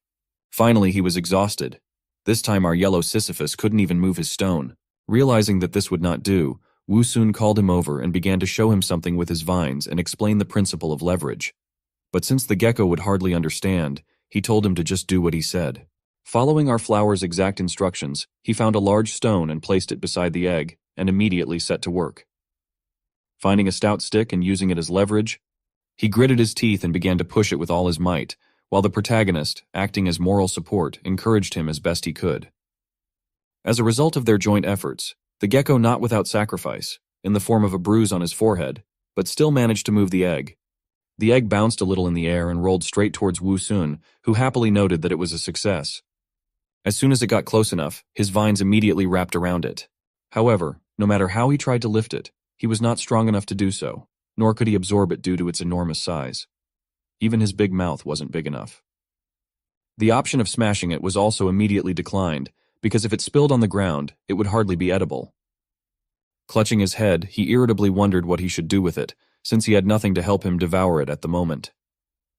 However, his musings were interrupted by the sound of something crackling. For a moment it puzzled him, making him wonder what it could be. After a moment, however, when he looked at the egg and saw the crack in it, it was clear. A dragon was hatching from it. In the main character's head immediately appeared the image of a small, cute pink baby dragon, which in his opinion was about to be born into the world. In the next instant, the shell on top completely cracked, and a bright golden glow illuminated everything around him. However, to the bewilderment and surprise of the protagonist, not at all what he had imagined hatched out of the egg. A small, chubby girl with horns on her head appeared in front. Wu Sun was stunned, because the fact that the egg would hatch into an almost ordinary girl, he clearly did not expect. In addition, she was immediately born in clothes. Looking at the weeping creature in front of him, he told himself that he should not be surprised, since he himself had turned from a boy into a flower. He looked more closely at the little girl, who had stopped crying, and noted that she had the horns and tail of a dragon, while her body looked human. Comparing these facts, he concluded that it was most likely a dragon girl. Suddenly the little dragon girl grabbed the eggshell with her chubby little hands, and began to chew it with her sharp little teeth. Seeing this, the protagonist in a panic wanted to stop her, saying that she should not eat the eggshell, but when he thought about it, he stopped. As a human, he had read many fantasy novels in which he had heard that as soon as a dragon hatches from its shell, it immediately eats it. Comparing the fact that he could have been in one of those fantasy worlds, which there was a lot of evidence for, he decided to leave everything as it was. By this time, the little one had eaten all the shells that were around, and was now looking at the last one she was sitting on. Making the incomprehensible sounds inherent in all newborns, she took hold of the shell with her hands. Then, panting, she began to try with all her might to pull it out from under her. As a result of which she succeeded in doing so, but at the same time she lost her balance and fell on her back. Seeing this, Wu Sun said with a disdainful look that this kid must be pretty dumb. Losing sight of the last piece of eggshell, the little dragoness began to look around. And the first thing she noticed was our flower, which noticed her gaze too and tensed up. The baby dragoness immediately and happily crawled over to him, calling him Mom. Wu Sun was very shocked at what he heard, and began to nervously glance at the gecko, asking if he heard her call him Mom. However, after he calmed down a bit, he thought about the possible reasons for her behavior. He remembered that he'd once heard that birds recognize the first creature they see after hatching from an egg as their mother, but he'd never thought that applied to dragons as well. And besides, what kind of mom could he be? He's a young guy after all. But that fact, along with the prickles, didn't seem to bother the baby dragoness at all, who immediately rushed at him with hugs and joyful cries of "Mommy, Mommy." She was so insistent and heavy that the poor flower was barely holding onto the ground with its roots and trying to prove to her with reasoned arguments that she had it all mixed up and he was not her mother. Its stem was cracking from the strain and the roots were beginning to pull out of the ground. But the little dragoness did not stop and continued to call him mommy and piled all her weight on him. The poor flower began to think that she was doing it on purpose and was going to tear him out with the root and began to beg her tearfully to stop and let him go. And surprisingly, she let him go. Wu Sun exhaled a sigh of relief, but continued to lament that he was about to fall apart. Out of all this, the good news was that the little dragon girl seemed to understand his words. But that didn't mean she'd had enough cuddling, and she'd already spotted her next victim, a gecko, who, when he saw the look in her eyes, knew he was in trouble. Now it looked like he was going to be a plush toy for the little girl in addition to his job as a bug hunter and water carrier. But judging from her cries, she had mistaken him for her daddy. And now Wu Sun was not happy about what was happening. So he indignantly told her that she had gotten it all mixed up, and he was the father here, not the mother. And this gecko is here as the pet dog, not the father. The little baby dragon girl looked at him carefully, but still continued to clutch the poor gecko. But it seems she understood what he told her as she set the frightened gecko on the ground. Only to grab him again and hug him again, calling him doggy. The poor thing didn't seem at all happy about the role, and his look said it clearly instead of saying it. Wu Sun was glad that she understood him, and now realized who the gecko was. Calling her a smart girl, he asked who she thought he was now. But she didn't answer. Instead, she let go of the tortured gecko and stared at him intently. Then she showed him in no uncertain terms that she was hungry and wanted to eat. Wu Sun was not thrilled with the idea of sharing food. However, no one asked his opinion, and immediately after she spotted a dry leaf with bugs on it. She began to carelessly eat them without paying attention to the indignant cries of the disgruntled flower. In just a few moments she ate every last beetle, leaving behind only a dry leaf. And it seems that now, after a good meal, she wanted to sleep. Wu Sun didn't mind if she slept anywhere, but she surprised him and crawled right over to him, laying down near his roots. She immediately fell asleep carefree like a real baby. Watching such cuteness together with the gecko, even the constantly disgruntled flower could not say anything against it. And she slept like that until the next morning, when the rays of the rising sun woke her up. Immediately after the baby dragoness woke up, she began to cry shrilly, demanding to be fed as soon as possible. She was hungry beyond belief. Wu Sun immediately began to calm her down and tell her to be quiet and stop crying because now he would send their dog for food. Our flower turned to his faithful dog with a very important task, to find as many beetles as he could as quickly as he could. Gecko already had a leaf in his paws and was ready for such an important mission. As he ran off to hunt, Wu Sun tried his best to calm the little girl, assuring her that their faithful dog would soon return with plenty of food. But the little one still wouldn't calm down. Now he realized how hard it was to be a nanny, and how the constant crying gave him a headache. At last, the gecko returned from his hunt with a pile of bugs. The baby immediately began eating them, quite enjoying the process, while the also hungry flower and gecko could only swallow drool. Wu Sun even asked her not to finish all of them and leave at least one bug for daddy. But as it turned out, those bugs weren't even enough for her, and as soon as they ran out, she cried again, demanding more. Wu Sun didn't understand how she could be so brazen, eat everything, leave everyone else hungry, and then demand more. Now the poor gecko had no choice but to go hunting again, while our little flower was left alone with a crying little girl. He realized that he was afraid of her appetite, just in case she decided to eat salad after a meal of bugs. After a while, the gecko returned again with a bunch of various bugs. Wu Sun had already lost a good amount of weight, and now took one beetle with trembling leaves and was about to eat it. The haggard gecko did the same, as he received nothing for his efforts. But looking among themselves, they realized that if they ate them, the little one would definitely not have enough. They couldn't even afford to eat, no matter what they deserved. They agreed that it was the fate of parents to take care of their little girl and give her everything. However, their tired and exhausted faces disagreed with them.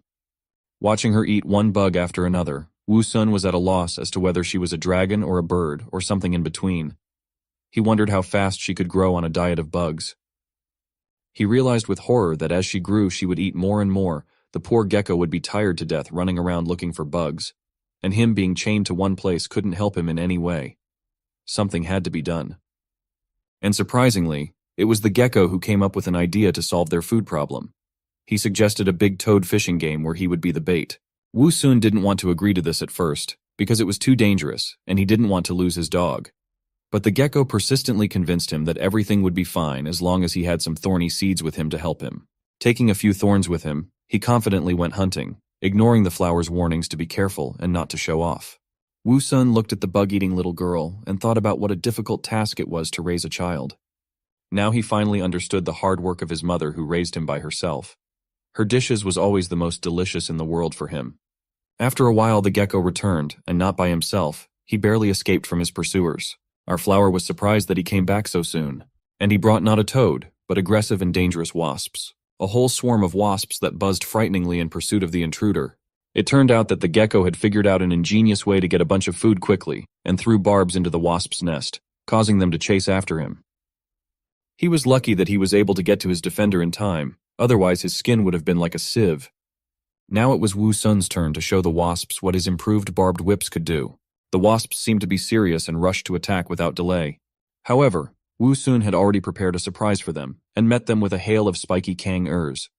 Days of practice had not gone to waste, and now he could hit one wasp after another with enviable accuracy. The wasps fell to the ground, and there was already a heap of them. But this did not stop the wasps, and despite the death of their fellow wasps, they rushed forward. Gradually, Woo-sun ran out of all the barbed ammunition that he had been accumulating for weeks. This was not a big deal as it was not his main weapon, but merely his first line of defense. He had already prepared his spiky whips for the wasps coming closer. And when the wasps flew closer, he released his spikes with all his fury, making a kebab of all the remaining wasps at once. After a couple more minutes of battle, the last wasps were defeated, and Woo-sun could now breathe a sigh of relief. It was finally over, and a large pile of dead wasps had formed in front of him, which should be enough for the baby dragoness for the time being. The gecko and the baby dragoness came out of their hiding place, happy that they had such a strong and reliable guardian. The baby dragoness ran to him, shouting happily that her daddy is the best. They stared questioningly at the battlefield littered with wasp corpses. Seeing their indecision, Woo-sun advised them to collect the wasps and its thorny seeds. He was sure that these wasps would be enough for the little one for a few days. Gecko went to collect first, and the little one wanted to help him too. After a while, they were able to collect a large pile of wasps, and even Woo-sun couldn't stop marveling at how many wasps there were. At last, they could eat as much as they wanted. And now the role of a father didn't seem so difficult for him anymore. The bonus to all of this was the many chests Woo-sun received, and surprisingly, even Ruhwa didn't seem so ugly anymore. Though why am I lying? He's actually hopelessly ugly as always. After a while, seeing the little girl eating bugs non-stop, Woo-sun thought that having their daughter grow up eating bugs all day long wasn't normal. They should have gotten some meat and fed her properly. Gecko was of the same opinion. In order to get meat, they applied their already mastered style of hunting with the use of live bait. A few hours later, the gecko found their future lunch. This lunch was pretty big and hangry itself, so it immediately started chasing Gecko and trying to get him with its tongue. The unsuspecting toad stalked the gecko, catching up to him with its leaps. But he skillfully played the role of the victim and gradually led it into the trap. And when the toad was about to catch up with him, he suddenly turned to it and shot it with an imaginary gun. The toad, who was already hoping to swallow such an impudent gecko, did not even notice the green lightning bolts that were approaching it. It didn't even have time to squawk when the barbed whips bounded in a dead grip, and with one swift sweep of another whip. Woo-sun ended her suffering, and black toad blood splattered in all directions, and her dead body hung helplessly among the thorns. With a few quick movements of the whips, the toad carcass fell to the ground with a thud. Woo-sun was happy that he had defeated the toad so easily, and now they would have a meat for dinner instead of the bugs. The new suffocating power of his whips also delighted him, as it would allow him to defeat opponents more serious than toads and snakes. They wasted no further time and immediately began to cut and slice the carcass. Little Yellow especially distinguished himself by the speed of his movements. Toad fillets flew in all directions. The little dragoness devoured it all with an enviable appetite. Piece after piece disappeared into her, and Woo-sun began to think that he would never be able to feed her enough. Days passed, and every day the gecko brought him new victims, which he killed with his whips. The opponents were different, sometimes toads, sometimes snakes. But every time to bring them, the gecko walked on thin ice and risked his life. It was enough for him to make one mistake and everything would be over for him. This fact bothered our hero very much, and he did not want this to continue. In addition, the little girl was growing very fast, and in a month reached the size of a 5-year-old child. With her restless appetite, these small animals were no longer enough to fill her stomach. Finishing another toad, Wu Sun thought that he should find a way to catch larger animals, but their size should be such that he could overpower them. It was not an easy task for him to solve. And he had an idea. When the gecko stared at him questioningly, not understanding what he was doing, instead of putting the toad on the ground to cut it up, he picked it up and started to carry it somewhere. Wu Sun explained to him that he wanted to use the toad carcass to attract bigger prey. Finally, Toad fell from his merciless whips and took its breath away. And indeed, a few hours later, its corpse attracted the attention of a new member of the local fauna, who, smelling the smell of blood and dead flesh, could not miss such an opportunity. It was a black rat who was tempted by dreams of fried toad and could not resist to taste it. Unsuspecting, the rat sank its teeth into the corpse, and even started to pull it away into the bushes. But suddenly, thanks to its instincts, it sensed the danger and trembled with tension, trying to pull its teeth out of the unfortunate toad. However, it was too late, and the barbed whips were already closing in on the rat that had taken the bait. When it was finally able to free its teeth and jump aside, it still wasn't enough to save it. The flower's spiky whips had it securely entangled, cutting off any possible escape attempts. The rat tried to bite the vine and tear it with its clawed paws, but despite its best efforts, it failed. And Wu Sun was able to easily lift it into the air, where the rat gave a shrill squeak. But that squeak was the last of its life, as revenge for daring to bite the vine caught up with it instantly, and he slammed it to the ground several times with force, kicking up dust. And now they had two carcasses at once, and the gecko didn't even have to risk his own hide for them. They were having a celebration. Wu Sun even thought that today he would definitely be able to feed his little daughter properly. As it turned out, their joy was premature, and a sound from the sky caught their attention, scaring them. An eagle was flying straight at them with its wings spread wide. Before they could react, it had grabbed the rat. They were shocked and just followed its movement with a glance. When Wu Sun came to his senses, it was too late and he could only shout curses at the insolent thief. There was no limit to his outrage. How dare this overgrown chicken steal his food? He would definitely take revenge on this. Wu Sun couldn't contain his anger, and he wasn't going to forgive this insolent overgrown chicken for stealing his prey. He shouted at the flying eagle to come back, damn it, simultaneously trying to hit it with barbs, hurling them one after another. His spiky ammunition raced toward its target at lightning speed. It seemed as if the villain was about to receive a just punishment, and his chicken ass would be slapped. But the eagle was too high and only mockingly looked at his pathetic attempts and spikes, which simply did not reach him. He was quite pleased with himself.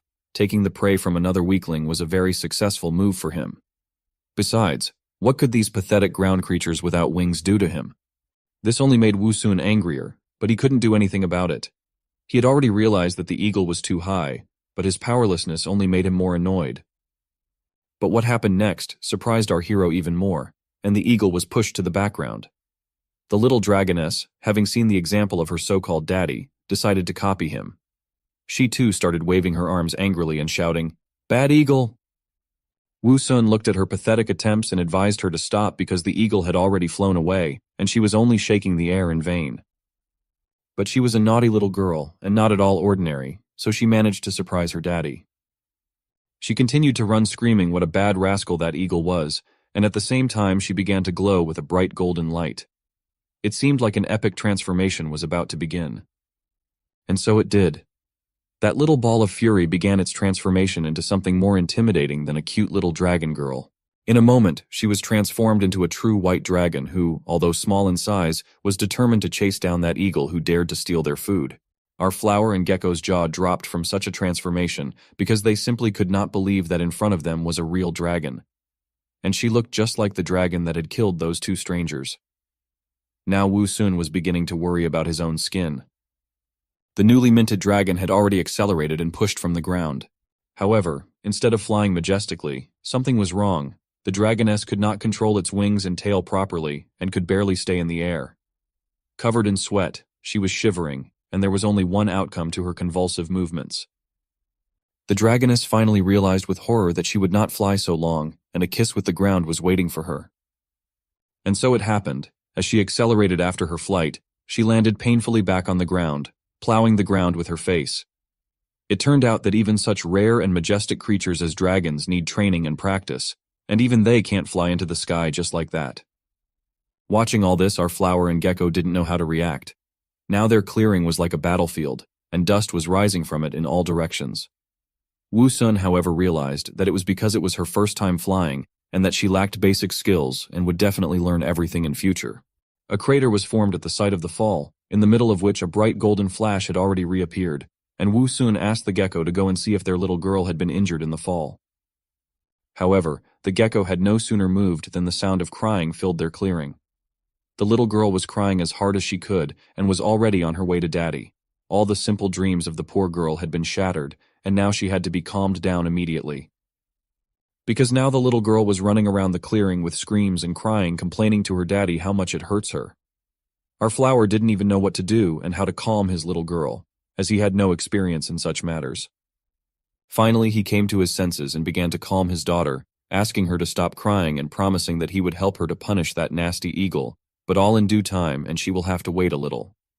But she still did not calm down and continued to cry. Finally, deciding that calming her down was useless, Wu Sun decided to find out what kind of dragon she was. And remembering her appearance after her transformation, he assumed that she was similar to Ying Lun from the classic of mountains and seas. Looking at her, he realized that she would grow up very quickly, so he needed to give her a name soon, because he couldn't call her his daughter all the time, and always refer to her that way. He had to think of a suitable name for her, and based on her dragon-like appearance, he decided to call her Yin Yun. Now that she had a name, it was worth focusing on more important things. Remembering how birds train their chicks to fly and show them their own example, he wondered what he should do with his little girl. And while little Yin Yun can't fly properly, she needs to train. But the question was how to help her, because he himself is just an ugly flower with a bad temper and a big mouth. Hell, he can't even move. How can he teach her how to fly if he can't show her anything? But first, he decided to ask her if she liked her new name Yin Yun. To do so, he started from afar and solemnly announced to his daughter that she had grown up, and it was time for her to have her own name. Then he asked her what she thought about daddy calling her Yin Yun. She liked that name and it sounded great. Then she finally calmed down and went back to her dragon form to try again. And our flower finally figured out how to show her what to do too. To demonstrate, he came up with the idea of using his vines, weaving them together in such a way to show Yin Yun what she was required to do. Dragoness was at first frightened by this demonstration, fearing that daddy had decided to spank his naughty daughter. But as it turned out, he waved only to show that from today he is ready to help daughter to train and learn to fly. Today he decided to show her how to flap her wings and stay stable in flight. To do this, he asked her to come closer and stand on the so-called hand of her daddy. She obeyed and clumsily climbed onto his hand, trembling from exertion and effort. Our flower was amused by such an attempt, but he kept instructing her to work her wings more actively while flying and to try again right away. Yin Yun obeyed, and literally after a few flaps, she soared into the sky quite swiftly. At first glance, it seemed that now she would definitely succeed, but it only seemed.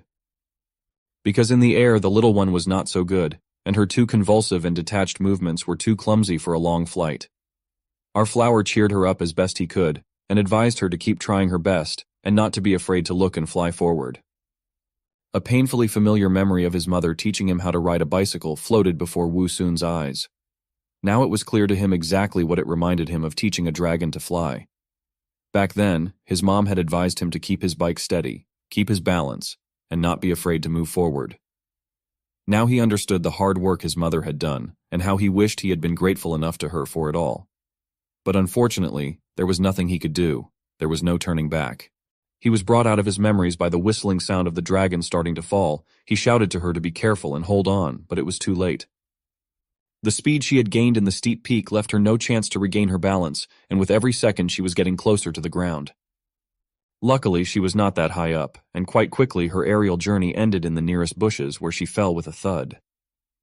Wu Sun, worried for her life, immediately started shouting, asking Yin Yun if she was okay.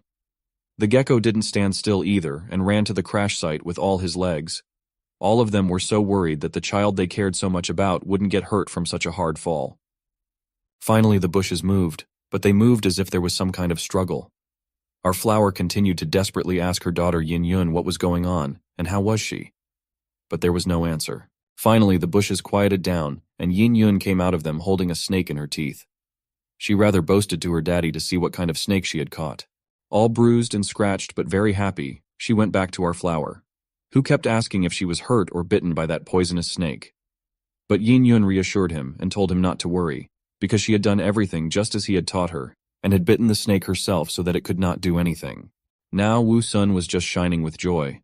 At last his little girl had grown up enough to hunt snakes on her own, and now he and the gecko could breathe a sigh of relief and not worry so much about how to feed her. This was the best news for him today, because he would finally be able to rest as he had dreamed. After a few days, Yin Yun had gotten completely used to her dragon form and had learned to fly properly without landing on her face. And now she was constantly flying above Wu Sun, as if guarding his peace. Our flower watched her rapturously, marveling at how easily and effortlessly she flew now.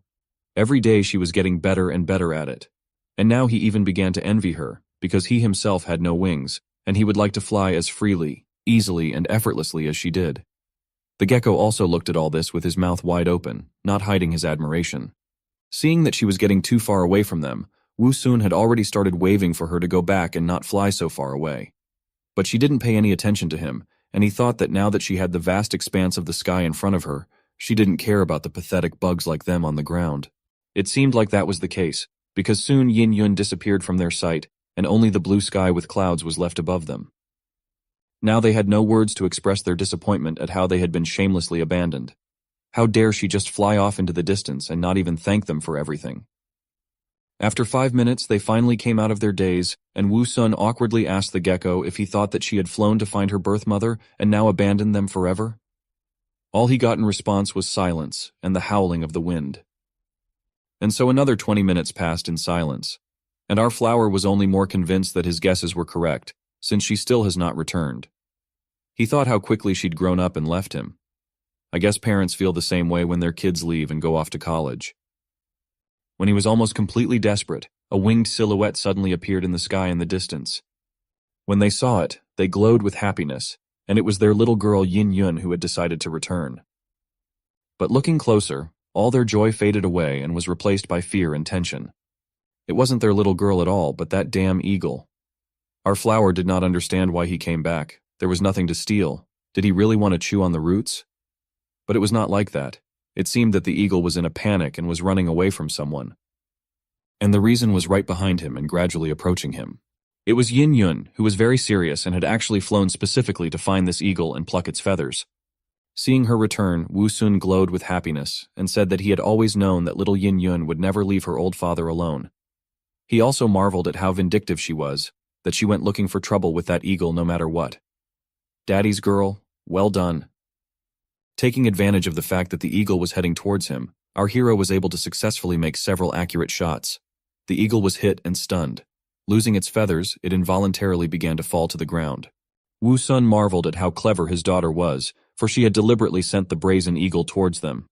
It was not an easy opponent, so teamwork was necessary.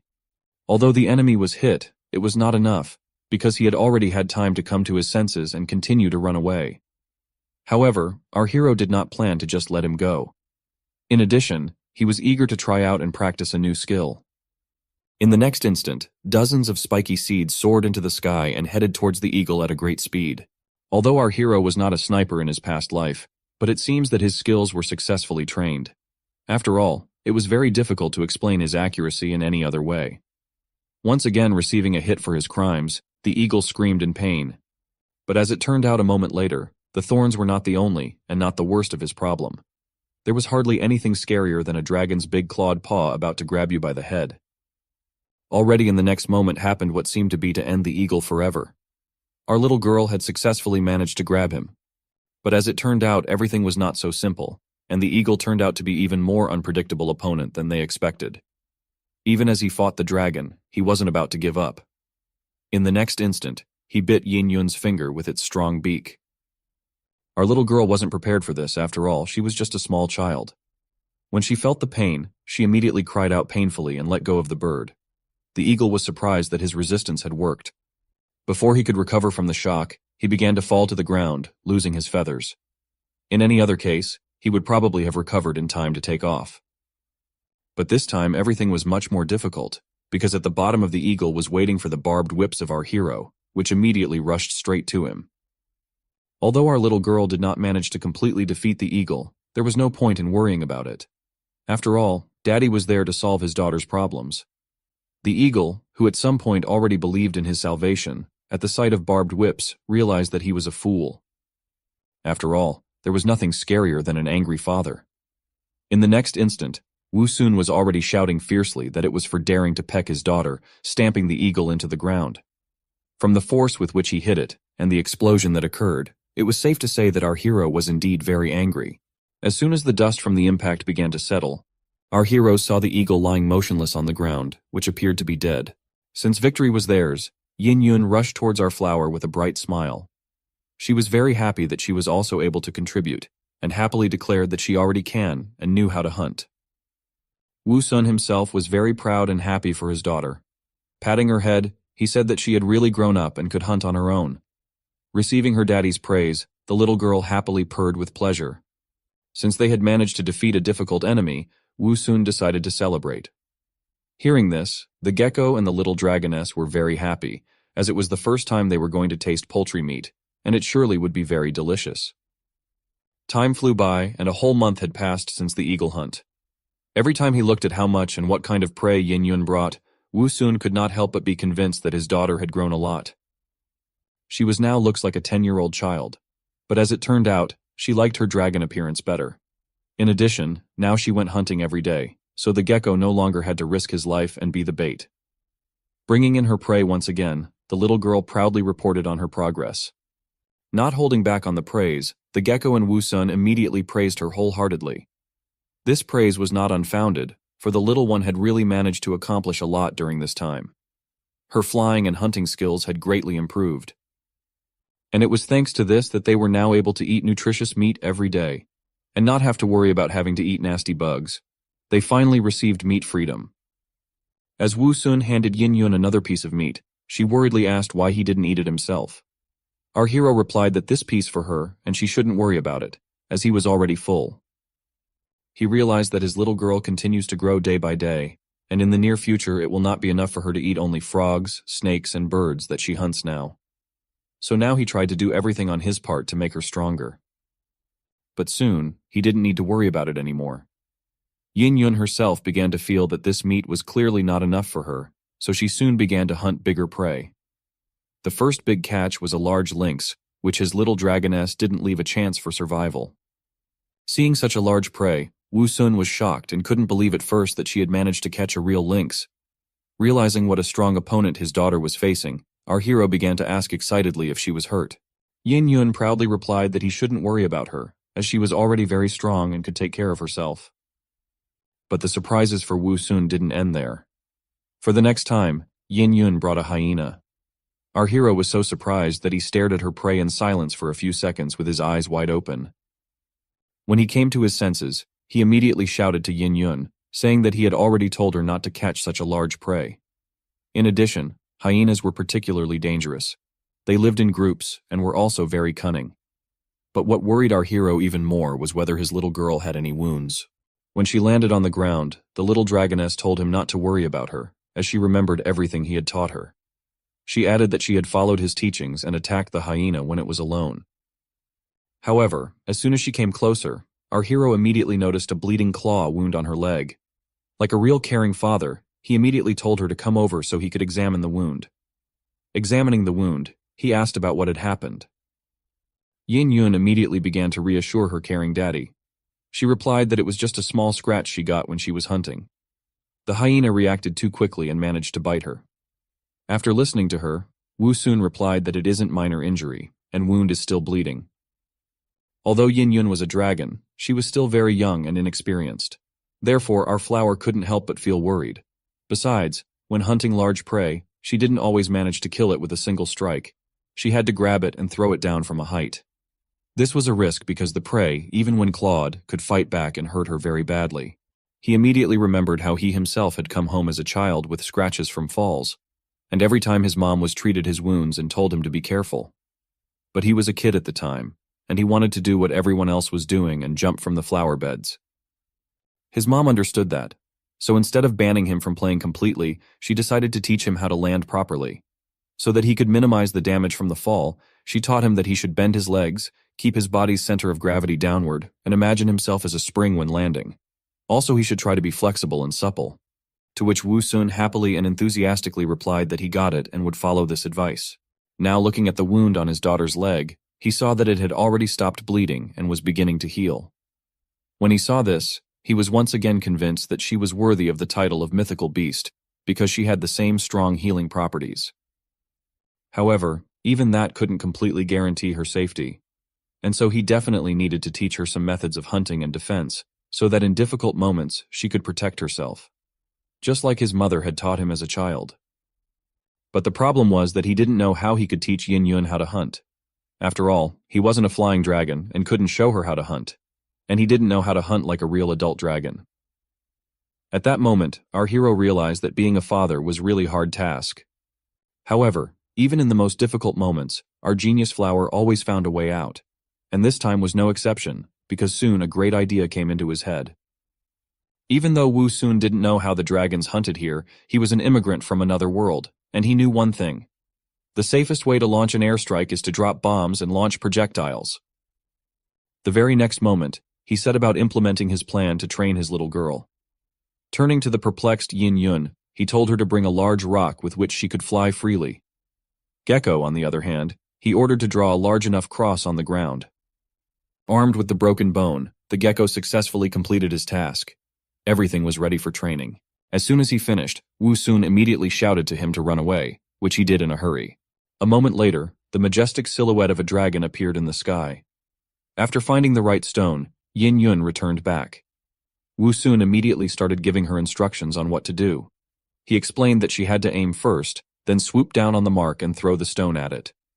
Although it was not an easy task, Yin Yun had no choice. After all, in order to hunt safely, she needed these skills.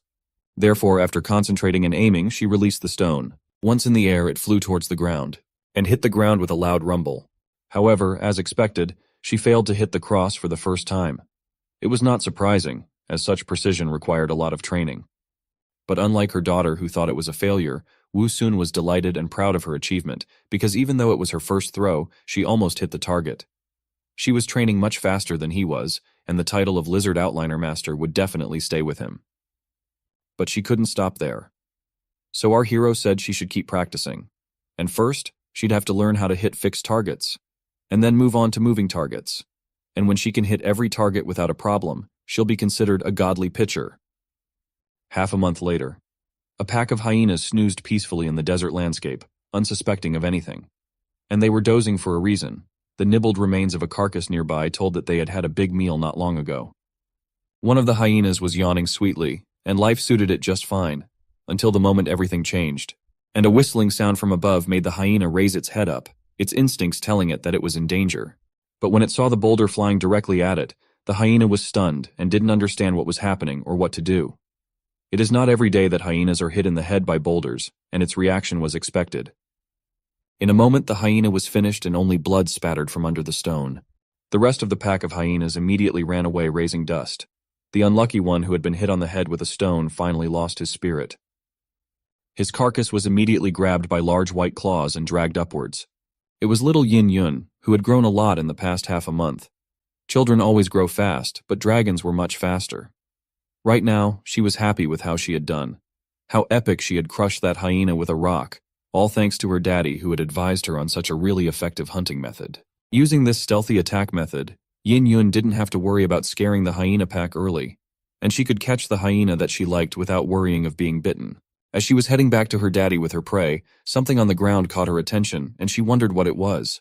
Just beneath her lay the scattered remains of two skeletons and their humble belongings that the wild beasts were not interested in, unlike their flesh.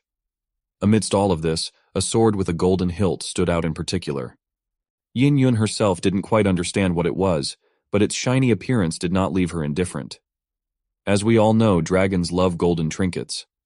Looking closer, she assumed it must be a human weapon, a sword her daddy had once told her about. She also remembered that her daddy was always playing with that broken arrow, and he would surely love it if she brought him something like that sword.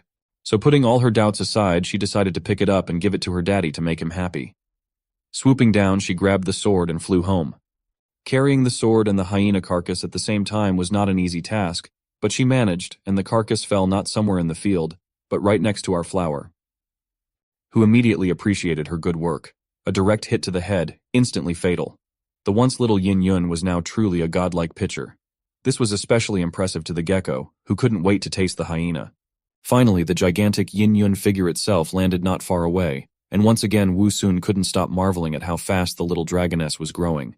In less than 3 months, she had already become so big. and not just in dragon form, but in a human-like form as well. Enveloped in a golden glow, she began to transform into a young girl already. The light was bright and nothing could be seen. A glance at the form of this light was enough for our flower to make his eyes widen with embarrassment, but he was unable to look away. Moreover, in her human form, she had already become a tall, beautiful, and sexy young lady, the appearance of which left no one in this clearing and not only indifferent. It was hard to describe how harmoniously the features of a draconic and a human girl were combined in her. She was simply perfect. And as soon as the transformation was complete, she immediately rushed to her beloved daddy with a hug, shouting happily, "Daddy, I'm back!" As she hugged and shook her so-called daddy, she kept repeating how effective the hunting method he had taught her had been. In her opinion, she had the best daddy in the world. But the flower, still embarrassed by what she had seen, was not so happy about such a strong embrace. And in his usual disgruntled and grumpy tone, he asked her to be careful, because if she didn't stop, Daddy's old waist was about to break. Despite his shouting, he was quite pleased with her behavior, because if you think about it, it's not so bad when a beautiful girl hugs you like that. Come to think of it, he had never been so close to a girl before. Suddenly this whole train of thought was interrupted when he realized that it wasn't right at all. Why was he suddenly thinking this way? She's his so-called daughter. As soon as he came to his senses, he freed himself from her embrace, and furiously began to explain to his daughter that she had already become a young lady, and now she couldn't hug her daddy like she was used to before. Yin Yun herself didn't understand what had happened and what she had done wrong, so she asked why she couldn't hug her beloved daddy. He himself was not an expert in this matter, as well as in most other matters that concerned fatherhood, but still he tried to explain to her that when daughters grow up, they avoid their fathers just as sons when they grow up avoid their mothers in certain cases and circumstances. Hearing this, she of course didn't understand anything, and with eyes full of tears asked Daddy why he was suddenly so furious if Yin Yun herself hadn't done anything wrong. Now Wu Sun had to awkwardly ask his little girl not to cry. After all, he didn't mean to be cruel, and he doesn't take offense at her. She should just remember Daddy's words and not do it again from now on. The sword that Yin Yun had brought, which had been in the bushes all this time, came in handy to defuse the situation and change the subject. Now Wu Sun grabbed this opportunity and asked his daughter what gift she had brought for her daddy. Yin Yun immediately cheered up and proudly announced that she had brought a big sword, and she had hidden the sword in the bushes to surprise Daddy. The only thing she was wondering now was whether Daddy would like the sword. Our flower was not stupid and assured her that he'll like it, as long as it's a gift from his sweetie. He knew well that the main thing in gifts is not the gifts themselves, but the attention and the person who gives them. But this time, the gift exceeded his expectations. It wasn't just some trinket. When Wu Sun tried to pull the sword out of the ground with his vines, it was quite heavy. That didn't stop our hero, though, and he put in a lot of effort to see what kind of sword it was. He finally succeeded and raised the sword above him, looking it over and recognizing that it looked good. The sword was shaking and looked like it was about to fall, so the dragoness and especially the gecko tried to keep a safe distance. Wu Sun took a closer look at the sword and realized that it belonged to those two men who had come to the clearing a few months ago and had fallen victim to the dragoness from whom they had stolen the egg. That meant that there might be something else useful in that place. So our flower asked Yin Yun where she found the sword. And wasn't there anything else there? It seemed to him that those adventurers must have had a bunch of useful things with them. Yin Yun, recalling what she had seen, replied that there were two human skeletons at the foot of the mountain and a sword lying right in the middle of them. Besides the sword, there was also a small shovel, two backpacks, and a dagger. At the end, she wondered if Daddy wanted her to bring him all those things. After thinking about it, Wu Sun decided that he only wanted the shovel and the dagger, and he didn't need the rest of the junk. Yin Yun was happy to help and promised to bring everything tomorrow after the hunt. In all of this, only one thing gloomed the beautiful sunny day for our hero. Those two skeletons were probably the ones who stole the egg from the dragoness, and he himself had a hand in killing them. The thought that because of him, living people had died did not give him any peace. But watching Yin Yun running merrily through the clearing with the gecko, he came to the conclusion that he had no other choice, as the danger threatened not only himself, but also his so-called daughter. Who knows what those people planned to do with the egg after they stole it? Yin Yun was probably in danger. She could be eaten or let her hatch and then enslaved. Any of the possible outcomes was sad for her, so all of his actions were right. People just didn't leave him any other option, and if he could choose again, he would still take them out without regrets. However, he still had to decide what to do with the sword that was too heavy for him and kept falling out of his vines. Our flower was getting tired after just a few swings of this heavy sword, and this was even though he was using 2 vines at once to hold it and swing it. Last time, even a simple operation like pulling a man's leg had barely worked for him, with his vines snapping at the seams and nearly tearing. Now he just needed to make his vine stronger, so that he could swing it without any problems using only 1 vine. Deciding that the best solution would be to practice, he went about his training, trying to raise his sword again. Meanwhile, Yin Yun and the gecko were already enjoying their lunch and didn't understand why our flower didn't eat with them. Was he not hungry? But Wu soon assured them that he would eat later, because now Daddy needed some more training. After a few days of training, he was ready to show what he could do, and saying cheers. He quickly swung his sword, which he could now safely hold with a single vine. In one motion, another hyena brought by Yin Yun was decapitated. Now hyena-sized creatures were no longer scary to him even without Yin Yun. The sword was a significant advantage in a fight with any opponent. Wu Sun had a whole cheerleader squad, including 2 cheerleaders, Yin Yun and Gecko. They were marveling at how he cut the hyena into 2 pieces with 1 swing. How incredible and powerful he is. All thanks to his training and several improvements in evolutions, with which he could now easily swing this sword with each of his 4 vines. Further slicing the hyena into smaller pieces, he invited everyone to come for it was time to eat properly. Daddy was cooking. Wu Sun decided that it was cool to use the sword as a kitchen knife, but it was even better to hide it in the bushes and use it as an ace up his sleeve in case of an emergency. If some humans or other large animals show up nearby and decide it's a good idea to pick the odd flower, he can catch them off guard and slay them.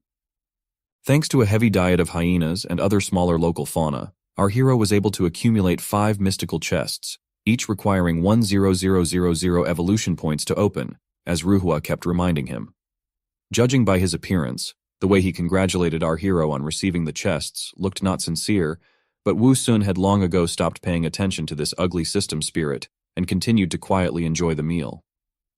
It was only when they had all eaten that he decided to open a few boxes, but he didn't want to choose one himself and entrusted the choice of 1 chest to Gecko and the other to Yin Yun. It was time to test their luck and knowledge of arithmetic. Each of them had to choose 1 number from 1 to 5 and tell about their choice. Watching the behavior of our flower Yin Yun kept wondering why every time after meals Daddy always plays arithmetic games with them, after which he is either delighted or upset and argues with the air. In short, he behaved as strangely as possible, even for a flower with a bad temper. But it didn't matter to her. As long as her daddy was happy, she was willing to play his weird games. This time she chose the number 5, and the gecko chose 2. Then at the command of our flower, Ruhua opened the chests numbered 2 and 5. What will Wu Sun drop out today? A useful improvement or another piece of junk? In the next instant, Ruhua solemnly announced the opening of the 5th chest. A bright golden light poured from it as usual. The system immediately congratulated our hero for obtaining a B-class plant gene. As it turned out, it was the same gene he already had. The system immediately detected this and offered 2 options to improve the gene he already had. The first option was to improve the strength and power of the thorns he threw out, while the second option gave him the ability to increase their number. After all, at the moment he could only use a limited amount per day. Although it wasn't a particularly difficult choice, Wu Sun couldn't help but ponder. In the end, he still came to the conclusion that the best solution was to increase the strength of Kang Air. He immediately informed the system spirit of his decision, to which the system spirit enthusiastically said that it would fuse. A moment later, our hero shone with a bright light, which meant that the fusion was successful. The system window reappeared in front of our hero, but there was no new information for him. So he told Ruhua to open the next chest. Unlike the last chest, this time Wu Sun had a new gene called the grape plant gene, which was a C-class gene. It was a grapevine, which was one of the oldest fruit tree species in the world, and was known for its nutritional value. However, it was not this information that interested our hero. When he saw the information that the fusion was to take place with a portion of the fruit, he wondered what it could mean. Ruhua immediately explained that it meant that he would be able to blossom and bear fruit. After the fusion, he would be able to spend a certain number of evolution points to grow grapefruit. Hearing that he would also have to spend points, Wu Sun became even more dejected. However, the system spirit had great news. He said that the fruit not only had a great flavor, but also had the effects of healing, blood recovery, and enhancing the related buffs. In addition, he could not only eat it himself, but also share it with others. This information pleased our hero very much. After all, now he could not only take care of himself, but also heal his fellows. He immediately shouted enthusiastically to Ruhua to start the fusion. A moment later, he had a new gene in his arsenal, which, according to the information in the system window, allowed him to produce a clean bunch of grapes at a low cost.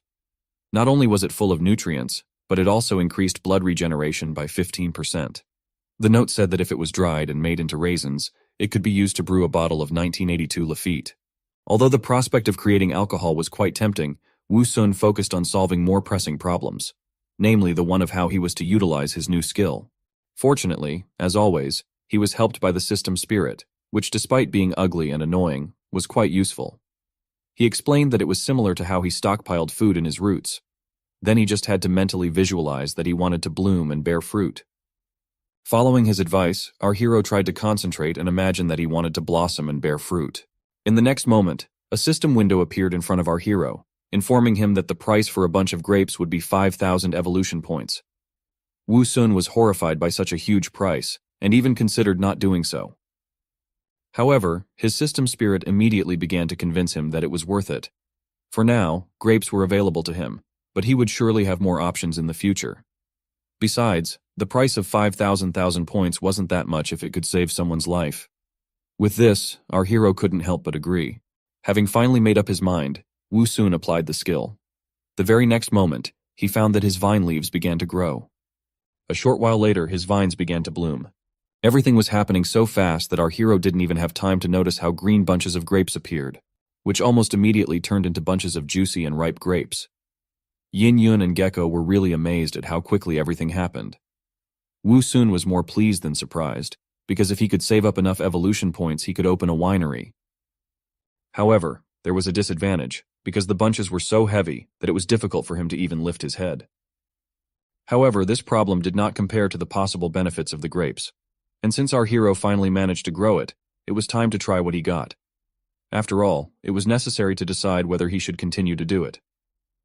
As it turned out, it tasted pretty good, so he immediately offered it to Yin Yun and Gecko. As expected, they also liked the flavor very much. You could tell from their faces that they could keep eating it forever.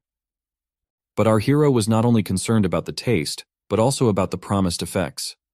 So he immediately asked the gecko and daughter if they felt anything special after eating the grapes. However, as it turned out, other than the great taste, they didn't notice anything. Hearing this, Wu Sun speculated that the lack of any effects was possibly because they had no injuries. Under normal circumstances, however, it was just an ordinary fruit that only differed from the ordinary fruit by its great cost. Our hero, on the other hand, was comforted by the thought that he would be able to grow other fruits in the future once he obtained the right genes. But as soon as Wu Sun imagined that a huge durian fruit would grow on his head, he thought about the safety of his life. However, he decided to save those thoughts for later, because he wouldn't be able to grow a durian now anyway. Besides, by the time he could, he would most likely be much stronger already. After a while, Yin Yun returned home from another hunt, bringing 2 hyenas with her. Praising her for her big catch, our hero noted that today she had done much faster than usual. But as it turned out a moment later, there was a reason for that. The dragoness in a panic told that on the way back, she saw 5 people on the other side of the mountain. This was not good news for our hero, because after what happened, he had no desire to encounter people in this world. At least now. He hoped to the last that his daughter was just mistaken, because she had never seen people before. However, there was no mistake. Since Wu Sun often told Yin Yun about humans, she knew that only they could pitch tents and bury the 2 discovered skeletons. The situation was getting worse. After all, these people were most likely not just ordinary travelers, but friends of the past too. And since their friends had been killed, they were clearly determined to find those responsible. Our hero immediately asked Yin Yun if the people had discovered her. In response, she shook her head negatively and said that she was flying very high. This was good news, however. There was still danger. Therefore, Wu Sun immediately told his daughter not to go hunting on this side of the mountain in the future. After all, if she was spotted and hunted down, it wouldn't end well. Although Yin Yun didn't fully understand the danger that people could pose, she obediently replied that she would do so. Our hero realized that they would most likely encounter humans sooner or later, so he immediately cut up the meat and called the gecko and his daughter to eat. After all, they would obviously need strength to stand up to the humans. This time, he was determined to have a good meal himself. While everyone was looking at him in bewilderment and trying to figure out what had caused such a disturbance, Wu Sun ordered Ruhua to open all the chests he had. Ruhua complied with his request. However, nothing but doubled points fell out of the chests.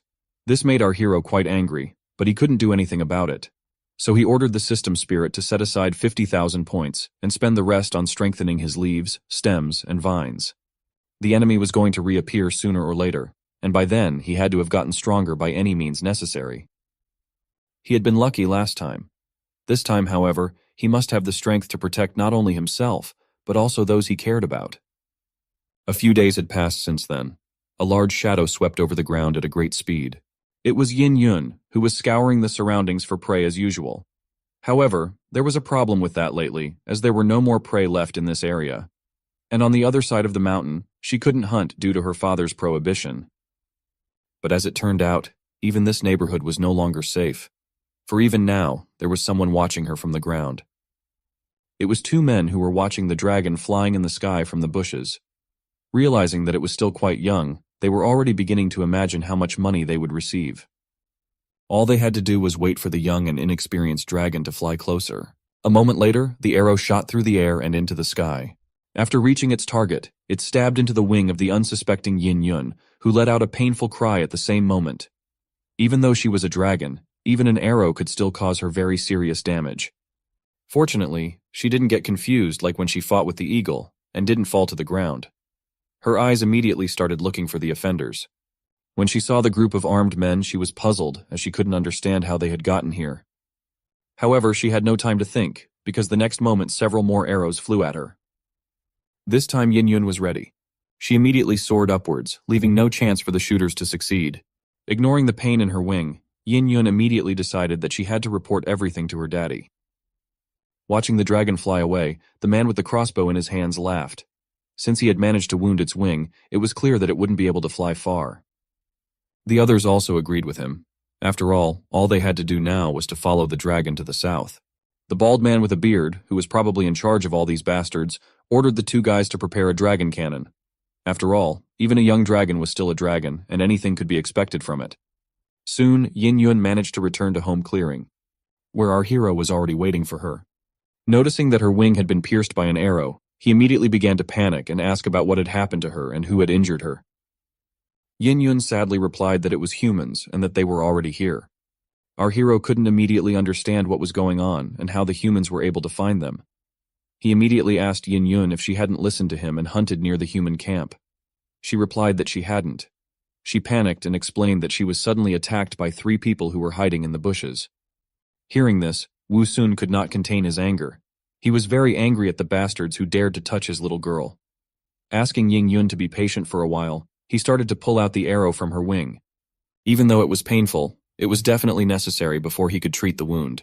Having accomplished this task, our hero began to grow a bunch of grapes. In just a few moments, in front of him appeared ripe and juicy grapes. That soon flew straight into the dragoness's mouth. A moment later, the healing process began. Wu Sun was surprised to see such a fast regeneration, as the dragon's regeneration together with the effect of the grapes literally performed miracles, and our dragoness's wing was restored in a matter of seconds. Seeing that everything was successful, our hero asked his daughter how she was feeling. She was still a little worried though, and replied that she was no longer in pain. While Wu Sun was taking care of and treating Yin Yun, he completely forgot about their main problem, which was people. The next moment, a gecko rushed over in a hurry and panicked to report that 3 people were heading towards them. Such a rapid development of events took our heroes by surprise. Although they realized that sooner or later people would find them, they could not think that it would happen so quickly. The gecko's words were true. In a few moments, several silhouettes appeared on the horizon, and they were approaching them quickly. On the face of our hero, there was horror. He realized that they probably couldn't avoid a fight, but he decided to try. He ordered Yin Yun and the gecko to run away and hide in the bushes. He could only hope that they wouldn't be noticed. Yin Yun and Gecko began to reluctantly run away. They didn't want to leave Wu Sun behind, but they had no other choice. All they had to do was hope that their daddy could think of something. Soon, 3 poachers did indeed appear. They moved rather cautiously, and looked around carefully for a downed dragon. Their bald-headed leader was surprised that such a young dragon had managed to fly so far with such an injury. At the same time, Wu Sun was watching them from behind the bushes. Although he had the goal of hiding and not attracting attention, it wasn't that easy for him. After all, he could hardly restrain himself from pouncing and slashing these bastards. Suddenly the fatty excitedly noted that there were many different rare plants in this area. While he was shaking his head in different directions, what our hero feared happened. Looking at Wu Sun, the big guy told the others that he had found some strange plant that he had never seen before. Our hero's disguise was finally revealed. The gazes of all the men were directed straight at him. In their minds he looked strange, and even a little disgusting. However, their leader was of a different opinion, because he knew that the stranger the plant looked, the more expensive it was. Wu Sun listened to their conversation with an annoyed look. Although he was just a simple, ugly flower with a big mouth, even he had pride. But making fun of his appearance wasn't his biggest problem right now. For suddenly one of the poachers noticed a trace of blood near him. He immediately realized that it was most likely the blood of a wounded dragon. However, he was very surprised that the traces ended here. At that moment, our hero realized that he had made a huge mistake. After all, he had completely focused on treating the wounds and Yin Yun, and had completely forgotten about dealing with the bloodstains. But now it was too late to do anything about it. The bald bandit immediately came to the conclusion that this plant most likely had a significant regenerative effect and could treat even serious wounds. Plants with this effect were very rare, so he immediately went to our hero, intending to dig it up and study it well. The guy with the crossbow wasn't interested in the flower, so he didn't stop the fat man. All he was thinking about was the possibility of catching the dragon. At the same time, the shovel was getting closer and closer to Wu Sun's roots. However, at that moment, our hero was more worried about Yin Yun than himself. He realized that if she saw this, she would probably not obey his order and rush over to save him. Indeed, that's what happened. In the next instant, someone started shouting at the bandits to stop. It was Yin Yun. With furious shouts, she began to quickly approach the bewildered poachers.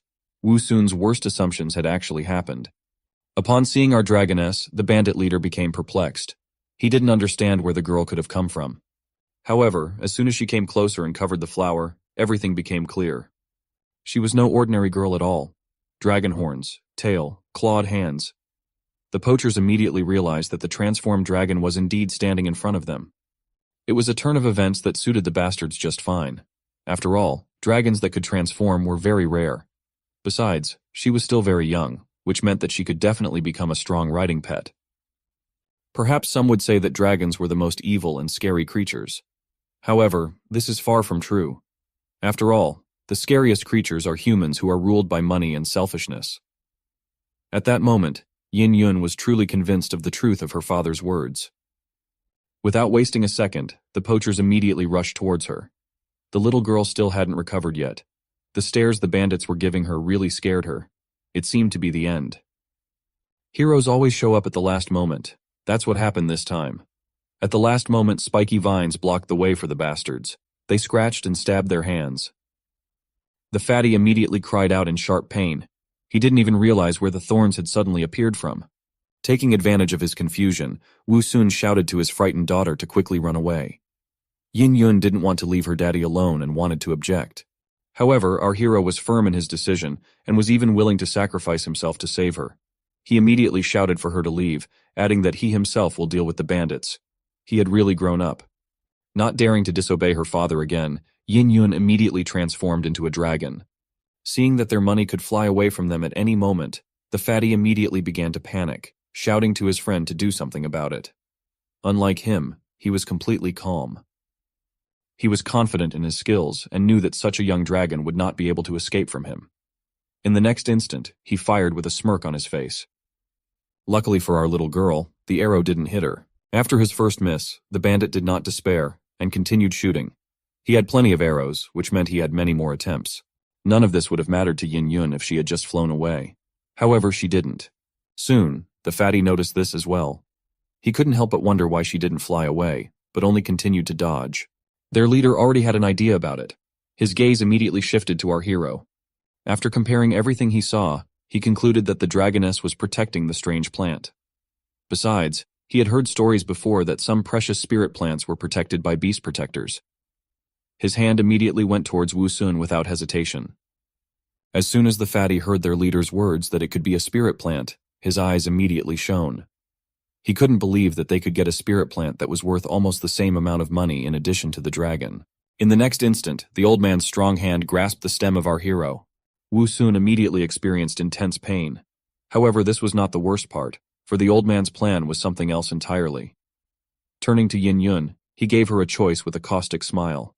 Either she would come down to them, or her father would die. However, Yin Yun didn't need much time to think about it. With furious screams, she immediately rushed to save her daddy. The old bandit watched her approach with a wry smile. In his eyes, she was just a dumb dragoness that had fallen into his trap. He ordered the guy with the crossbow to take his time and wait for her to get closer. They needed the dragon alive, so he needed to shoot the wings and by no means kill her. However, Crossbowman didn't need to be reminded of that. In his mind, he was as focused and restrained as possible. At that moment, it seemed to the bandits that success was in front of them, and that nothing could stop them anymore. But to their misfortune, Wu Sun didn't think so. Those bastards wounded Yin Yun. After that, they hunted them down and tried to kill them. They tried to lure his daughter out by blackmailing her with his life. They really went too far. Even though he was just a flower now, he was determined to fight. Now that the bandits had gone beyond all boundaries, he wasn't going to hold back. Brutality for brutality. At the same time, Yin Yun continued to approach them at breakneck speed. The fire in her eyes made it clear that she was very angry. But it wasn't that simple. After flying close enough, she was within range of the crossbow and became an easy target. Crossbowman was sure he wouldn't miss. The next moment, however, things didn't go according to plan. Suddenly, his arms were wrapped around a strong, spiky vine. The guy was perplexed. He did not understand where they came from and how he could not have noticed them before. But now it was not important to him, because the biggest problem was that the vines began to prevent him from moving. At first they only hindered his movements, but after a while it was as if they had become intelligent and began to guide his movements. At some point the poachers didn't go according to plan. Looking at the arrow aimed at him, the old man tried to understand how everything had turned out so badly. The guy holding the crossbow couldn't resist the vines that were stronger than he was. But this was far from the end. It was just the beginning of the show. A performance of punishment and revenge on the bastards. The trigger had been activated, and not at all by the bandit's will. Yet there was nothing he could do. All he could do was shout in horror to the old man to dodge. But it was too late. There was no chance that human instincts would be enough to dodge a speeding arrow. Judging by the look of horror on the old man's face, he realized it himself. What happened was what was supposed to happen. The released arrow pierced through the old man's chest. However, the bandits never realized who was the real culprit of all this. The guy with the crossbow couldn't believe what had happened. Before his eyes, his leader had fallen dead to the ground, and the worst part was that it seemed to be his fault. Seeing what had happened, the fat man began to swing his sword and angrily asked what he was doing. But the guy himself would have wanted to know how it happened. All he felt was two vines grabbing his hands, and then the irreparable happened. But even that was far from over. And so, shaking with fear, the bandit realized to his horror that something else was approaching him. With horror on his face, he turned around. It was the same vicious vines that had caused him to kill the leader. Once he wouldn't have given them any thought, but now the mere sight of them terrified him. The fat man who was watching this was also frightened. Although he had seen many different and unusual plants, this was the first time he had seen a living vine. But the one who had a real problem was his friend. After all, the spiky vines of our hero had already managed to reach his neck. More and more vines began to appear from the ground, which bound the guy more and more tightly. Unable to resist such a force, he fell to the ground exhaustedly. While he was screaming and writhing in pain, Wu Sun said in a cold voice that although he couldn't throw him off the ground as Yin Yun would, he could still strangle him without any problem. The guy's skin went goosebumps. Adding to the fear was the fact that he didn't realize who the owner of the voice was. Suddenly, a broken arrow appeared in front of him. Wu Sun intended to let him experience his own weapon. He asked the guy if he recognized this broken arrow. However, it was useless for him to ask such questions. All his thoughts were filled with fear, and all he thought about was who that terrifying voice belonged to. Without waiting for an answer from the mad bandit, our hero shouted in a furious voice that it was the arrow he had shot at his daughter's wing, and which was still stained with her blood. At that moment, Wu Sun's heart was filled with rage. He was like a demon. The very next moment, the same arrow had already stabbed into the guy's stomach. It finally returned to its true owner, who for some reason he wasn't quite happy about it. Following this came the heartbreaking scream of the bandit, but our hero did not pay attention to it. He dared to harm his daughter, so there was no forgiveness for him. Soon it was all over. The lifeless body of the guy was left lying on the ground. But it was only over for one bandit. For the other, it was just beginning. The fat man who'd been watching the whole time had a look of horror on his face. He couldn't believe that their perfect plan had been ruined because of some plant. It seemed to him that he was facing a devil that could devour him at any moment. The idea of digging up a strange flower didn't seem good to him anymore. He found it hard to believe that a flower could do that, but his dead accomplices were good proof of it. But the next moment something even stranger happened. Suddenly the flower turned to him furiously. He called him a fatty and asked why he wasn't avenging his friends. That was the last straw for him. He couldn't understand anything else. It was as if everything around him was just an illusion. Yes, it's definitely an illusion, was the conclusion the fat man came to in the course of his thoughts. To be more precise, he simply couldn't explain it any other way. Deciding that killing the flower would rid him of his illusions, he rushed at our hero in despair. In his opinion, it was the easiest way out. But a moment later, when his sword met with resistance, the fat man realized that this was not the case. He stared at the sword in bewilderment, trying to understand where it had come from. He never would have thought that a flower could be capable of using it. It made him even more certain that it was just an illusion. He swung at Wu Sun with even more fury, intending to end it all here and now. However, his plans were not destined to come to reality. Grabbing the bandit by the shoulders, Yin Yun angrily told him to stay away from her daddy. Here she is, daddy's little girl. In the very next instant, the two of them were already surging into the air. The fatty shouted in fear and anger while Wu Sun wished them a good flight. It was said that after that, the fat man was never seen again. However, there were still witnesses who saw Yin Yun and the bandit take to the air. It was the two men who had been sent by their leader to get the cannon. When they saw the dragon start to take their friend somewhere, they panicked. They didn't know what had happened or why the fatty was in this position. But it didn't matter to them now, because now they had a great opportunity to kill the dragon. Even though the fatty wasn't a priority, they could save him if they hit the dragon. Without a moment's hesitation, the bandit lit the fuse. No miracle happened, the fire didn't go out. A moment later, a loud shot rang out, and a large metal cannonball at great speed headed straight to our little dragoness. Dragons have very well developed intuition. Therefore Yin Yun immediately sensed that something dangerous was approaching. When she saw the fiery ball approaching her, the little dragoness froze in surprise. She had never seen anything like this before. Fatty, on the other hand, understood the situation very well. Even though they didn't use the cannon often, he had a very good understanding of what would happen to him if he gets hit by such a projectile. Wu Sun understood this as well. He wasn't interested in what would happen to the fat guy. All he was worried about was his daughter's condition. Even though she was a dragon, even she might not survive. He immediately panicked and started yelling to her to run away immediately. After coming to her senses and realizing the danger, Yin Yun decided to run away. Since the fat man was too heavy and prevented her from moving quickly, she immediately released him. Once he was in a weightless state, he began to scream in panic. However, it didn't last long, because a moment later, the cannonball shut his mouth. A tremendous explosion lit up the sky. It was so strong that Wu Sun couldn't tell if his daughter had escaped or not. A moment later, something flew out of the cloud of smoke and began to fall to the ground. From the silhouette, our hero immediately recognized Yin Yun. He immediately imagined the worst-case scenario and started to panic.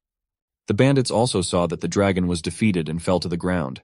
They didn't care about the fatty at all, as they had already achieved their goal. They justified themselves by saying that he would have died anyway. They immediately rushed to find the dragon's body. They had originally planned to catch it alive. However, this option also suited them, because even a dead body was worth a lot of money. But as it turned out, our little girl was still alive. Even though she was injured and had a very ragged look, it was not that important.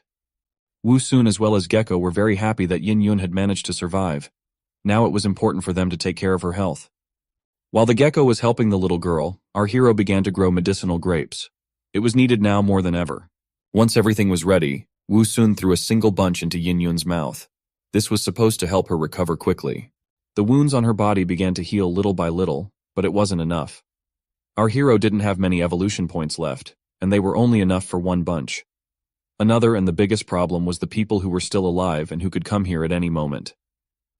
The last bunch should have been enough for Yin Yun to be able to fly. Therefore, Wu Sun immediately ordered her to fly as far away as possible.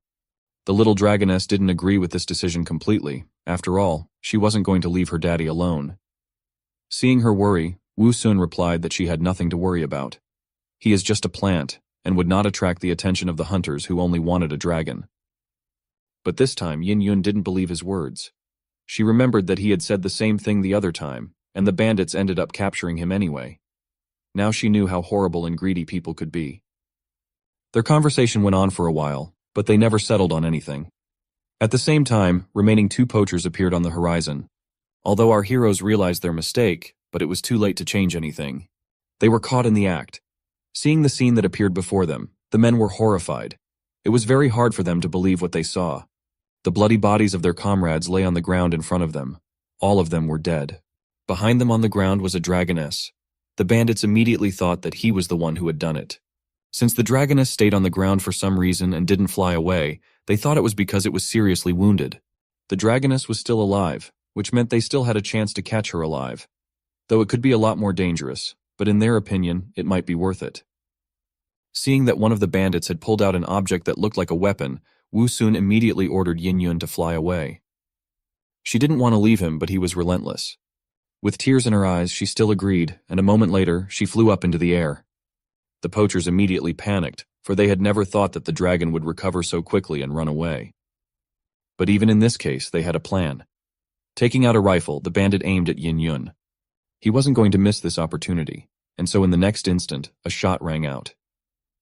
What flew out from the barrel of the rifle was no ordinary bullet. It was a special metal net, which was used to catch powerful creatures like dragons alive. Yin Yun sensed the approaching danger, but it was too late. The metal net completely covered her, giving her no chance to do anything. A moment later, she fell to the ground with a clatter. Although the situation was critical, but Wu Sun didn't panic. He had a plan, and so he ordered Yin Yun to try and crawl towards him. At the same time, the poachers were rushing towards them with snide faces. In their opinion, it was already over, and now they would become rich. Our hero at the same time began to try to cut the net with his sword. But no matter how hard he tried, the metal mesh would not budge. The situation seemed to be hopeless, because the bandits were almost there. But they didn't really have to worry. Everything was not hopeless at all, and the gecko lurking behind a rock in ambush was proof of that. Holding a sharpened stick in his hands, he resolutely signaled to our hero that he is ready. A villainous smile appeared on Wu Sun's face. Everything was ready, and they only had to wait for their victim to fall into their trap. Turning to Yin Yun, he told her to keep calm. He also added that she should now transform into human form in order to get out from under the net. The bandits, on the other hand, rushed forward full of confidence. They didn't even realize that they were no longer hunters. They were prey. A bone spike pierced the man's foot along with his boot. Having accomplished his treacherous mission, our little yellow ninja hurried away to avoid being smashed. The poachers didn't even bother to look under their feet, which was their critical mistake, for which they paid painfully. Now the poor guy could only hold on to his injured leg and scream, while his partner didn't understand what was going on and how that guy could be so inattentive. While they were distracted, Wu Sun had an opportunity to help his daughter, but with his thorns instead of hands, he was afraid of hurting her, so he didn't dare to take the net off her. He only advised her to transform into her human form and take the chance. During her transformation, a wave of energy appeared, which simply threw the net off her. It was the first time the poachers had seen such a trick and didn't understand what had happened. Looking at the empty net lying aside, they didn't understand where the dragoness they had already caught had gone. The prey that already seemed to be in their hands was gone, but only to suddenly attack these failed hunters from above. The dragoness was gone, but a girl appeared, a very angry and bloodthirsty girl. While still in flight, Yin Yun turned back into a dragon, and now she was going to kill those annoying people. The poacher himself didn't understand since when dragons turned into girls and back again, but he didn't have to guess for long. With her powerful paws, Yin Yun threw the poacher to the ground, leaving him no chance to escape. She was very close to biting off his head, but he managed to dodge and she only clenched her teeth. The poor guy desperately begged his partner to save him, and he didn't leave him in trouble. A poacher with a large two-handed sword swung well and was about to chop off Yin Yun's head. He was close, very close to success, but at the last moment his sword was stopped by another sword. An expression of horror froze on the poacher's face. He didn't understand how. How could this poor flower could wield a sword so skillfully? Wu Sun accomplished his mission and distracted one poacher, giving Yin Yun a chance to deal with the other one. She decided to use a proven method that her real mother had already used. Grabbing the roaring poacher tighter, she began to lift him higher and higher into the sky. And his companion too could not resist his opponent, who simply did not leave him no chance. Our flower even had time to mock his opponent and deliver one blow after another. His vines were too flexible and fast and simply left the man with only two hands no chance. Eventually, one of Wu Sun's blows reached its target, and the blood of his opponent sprinkled the clearing. The wounded poacher would certainly no longer be a threat. The poor man was now shivering in pain and could barely stand on his feet. However, it turned out that he was more surprised not by the fact that he was wounded, but by the fact that this damned flower could talk. The guy didn't seem to have a high level of intelligence because he had made the wrong conclusions and overestimated his strength, especially when he was going to tear that flower demon to pieces. The poacher rushed forward to deliver his strongest blow, but Wu Sun had no problem repelling it and even managed to resent that he wasn't a demon, but an ordinary guy who had been reborn into a flower. Where the poacher lacked strength, he decided to use cunning, and after another unsuccessful attack with a sword prepared a dagger behind his back. He immediately threw it at the flower with a cry of "Die, monster!" Wu Sun was a bit unprepared for this turn of events, and said unhappily that his opponent had no goddamn military ethics if he dared to make such a mean sneak attack. Still, our flower had no problem repelling the dagger with his other sword, and now his look was quite intimidating to the terrified poacher who had already realized that he was dead. Not only this flower had a sword, but now he had two. The poor guy was about to run away, wetting his pants. Especially when Wu Sun gently hinted that he had 4 vines instead of 2. He shouldn't have underestimated the plants. Having frightened and puzzled his enemy properly, our flower decided that it was time to finish and took out of the bushes his next tool, a crossbow. That's where the 2 spare vines came in handy. With a vicious smile, he pointed his trump card up at this terrified enemy. The guy was terrified and his eyes bulged, realizing that this was the end for him, because this damn flower surely could shoot as well as he could wield a sword. In the flower's opinion, those who dared to bomb Yin Yun had no right to live, and the shot from his crossbow was accurate. Deadly accurate. The poor guy didn't even have time to scream before his body fell to the ground in a dead weight. The arrow had hit him in the head, killing him instantly. The same fate befell the other poacher, who after a short flight in Yin Yun's clutches was now testing the laws of physics on his own skin, checking whether the acceleration of free fall is really 9.8 meters per second. Unfortunately, a resounding smack on the ground put an end to his short-lived research, and only a cloud of dust rose into the air. When it dissipated, it was clear that the poor guy had not suffered for long either, and had also died in peace as quickly as his comrade. Yin Yun immediately descended lower and started flying in circles around Wu Sun, congratulating her daddy on his victory. Gecko also ran out from his hiding place in the bushes to celebrate the victory. He kept shouting how powerful the boss and his daughter were. Wu Sun was also happy for the victory, but realized how close they were to defeat, and was having a hard time catching his breath after the battle. He would gladly not participate in such battles anymore. When everyone had calmed down, our flower suggested cleaning up the battlefield and all the corpses so that the smell of blood wouldn't attract any more trouble. Predators, humans, dragons, and anything else could come to the smell of blood. So the corpses definitely needed to be removed. The only remaining question was how. Yin Yun was the first to have a simple and effective idea. She suggested to just eat these bad guys. But Wu Sun was not at all enthusiastic about such an idea. Cannibalism was not in his plans. So he suggested that it would be better to throw these corpses away, and he explained that the meat of these bad guys tasted disgusting. This news was very sad for Yin Yun and the gecko. They wanted to eat the bad guys so badly, but Daddy had forbidden them for reasons they didn't understand. Suddenly looking around the clearing, Wu Sun was horrified by what he saw. There were 3 attackers, and there were only 2 bodies in the clearing right now, and the body of that crazy old man had disappeared, leaving behind only a puddle of blood and a lonely arrow. Now Wu Sun was as furious as always that things weren't going according to plan. The damn old man didn't want to die, and the arrow in his chest wasn't enough to finish him off. He took advantage of the fact that no one was paying attention to him and prepared his revenge. They say revenge is a dish best served cold, but this was not the case. The old man had loaded the bombard and was already lighting the fuse, shouting for the monsters to go to hell. He was going to use the bombard to blow all those little rascals to pieces. Everything was happening too fast, and our flower barely had time to react. However, not much depended on the speed of his reaction anyway. He could not run away. Yet he was willing to sacrifice himself so that Yin Yun and the gecko could escape. There were only a few seconds left before the fuse would burn out. The daughter didn't want to leave her daddy, but he insisted, and she finally agreed.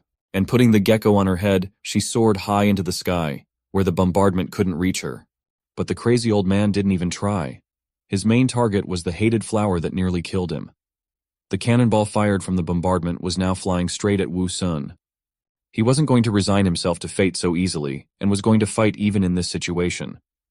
In an attempt to stop the cannonball from flying at him, he threw the net in front of him that the bandits were trying to tie up Yin Yun with. But the cannonball didn't even feel any resistance and simply tore the net. Now all he could do was try to make the cannonball explode as far away from him as possible with his vines. To do this, he pointed all 4 vines towards the cannonball at once. Now the life or death of our flower was decided in the next few moments. The cannonball collided with the bundle of his thorny vines and exploded with a loud boom. His vines were immediately destroyed by fire and blast wave, which didn't stop there and reached the flower itself, sweeping it away with deadly flames. Yin Yun and the gecko watched in horror. Their beloved daddy was on the verge of death. Even more than that, it seemed that the roasted remains of the flower were no longer viable. Tears of grief came from Yin Yun, but they were quickly replaced by rage and a thirst for revenge. She knew very well who to aim it at. On that crazy old man who was now rejoicing that he had managed to kill at least one monster. Yin Yun swooped down on him from above with her open, toothy mouth, determined to tear him to pieces. The old man was immediately frightened and hurriedly ran away, hoping to find shelter in the shade of the trees from the aerial attacks. He was sure that as long as he ran through the forest, the dragoness would not be able to catch him there. Indeed, when he hid in the forest, Yin Yun couldn't see him, and it wouldn't be wise for her to make her way through the woods. But the dragoness was a smart girl who had learned well from her daddy, so she immediately noticed the bombard left behind and figured out how to use it. Or rather, how to use the remaining cannonballs. She didn't trifle and lifted a whole crate into the air. Yin Yun wasn't going to let her father's killer escape so easily. He had to pay. The evil old man soon got tired of running and hid under a big tree trying to catch his breath. He was sure that he would be safe until he himself came out of the forest. But he was wrong, for soon a whistling sound from above caught his attention, and he was horrified to see dozens of cannonballs flying from the sky straight at him. He was not prepared for such a turn of events and could not even imagine that such a thing was possible. Where did dragons know how to drop bombs? There was no point in running away from such a bombardment, and the old man's corpse, after a few explosions down below, went into space.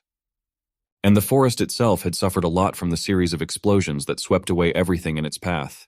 But all of that was nothing compared to the loss of Yin Yun, and the revenge that had been taken could not fill the void left by the death of her beloved daddy. She returned to her human form and bent over his remains.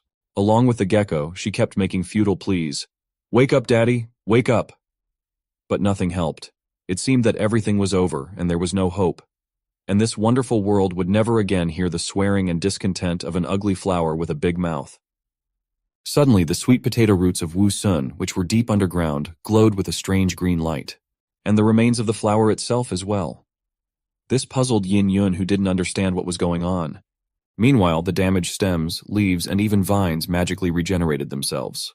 The burnt flower regained his normal color and came back to life, until he finally opened his eyes wide, and cheerfully declared how cool it was to be resurrected and brought back to life.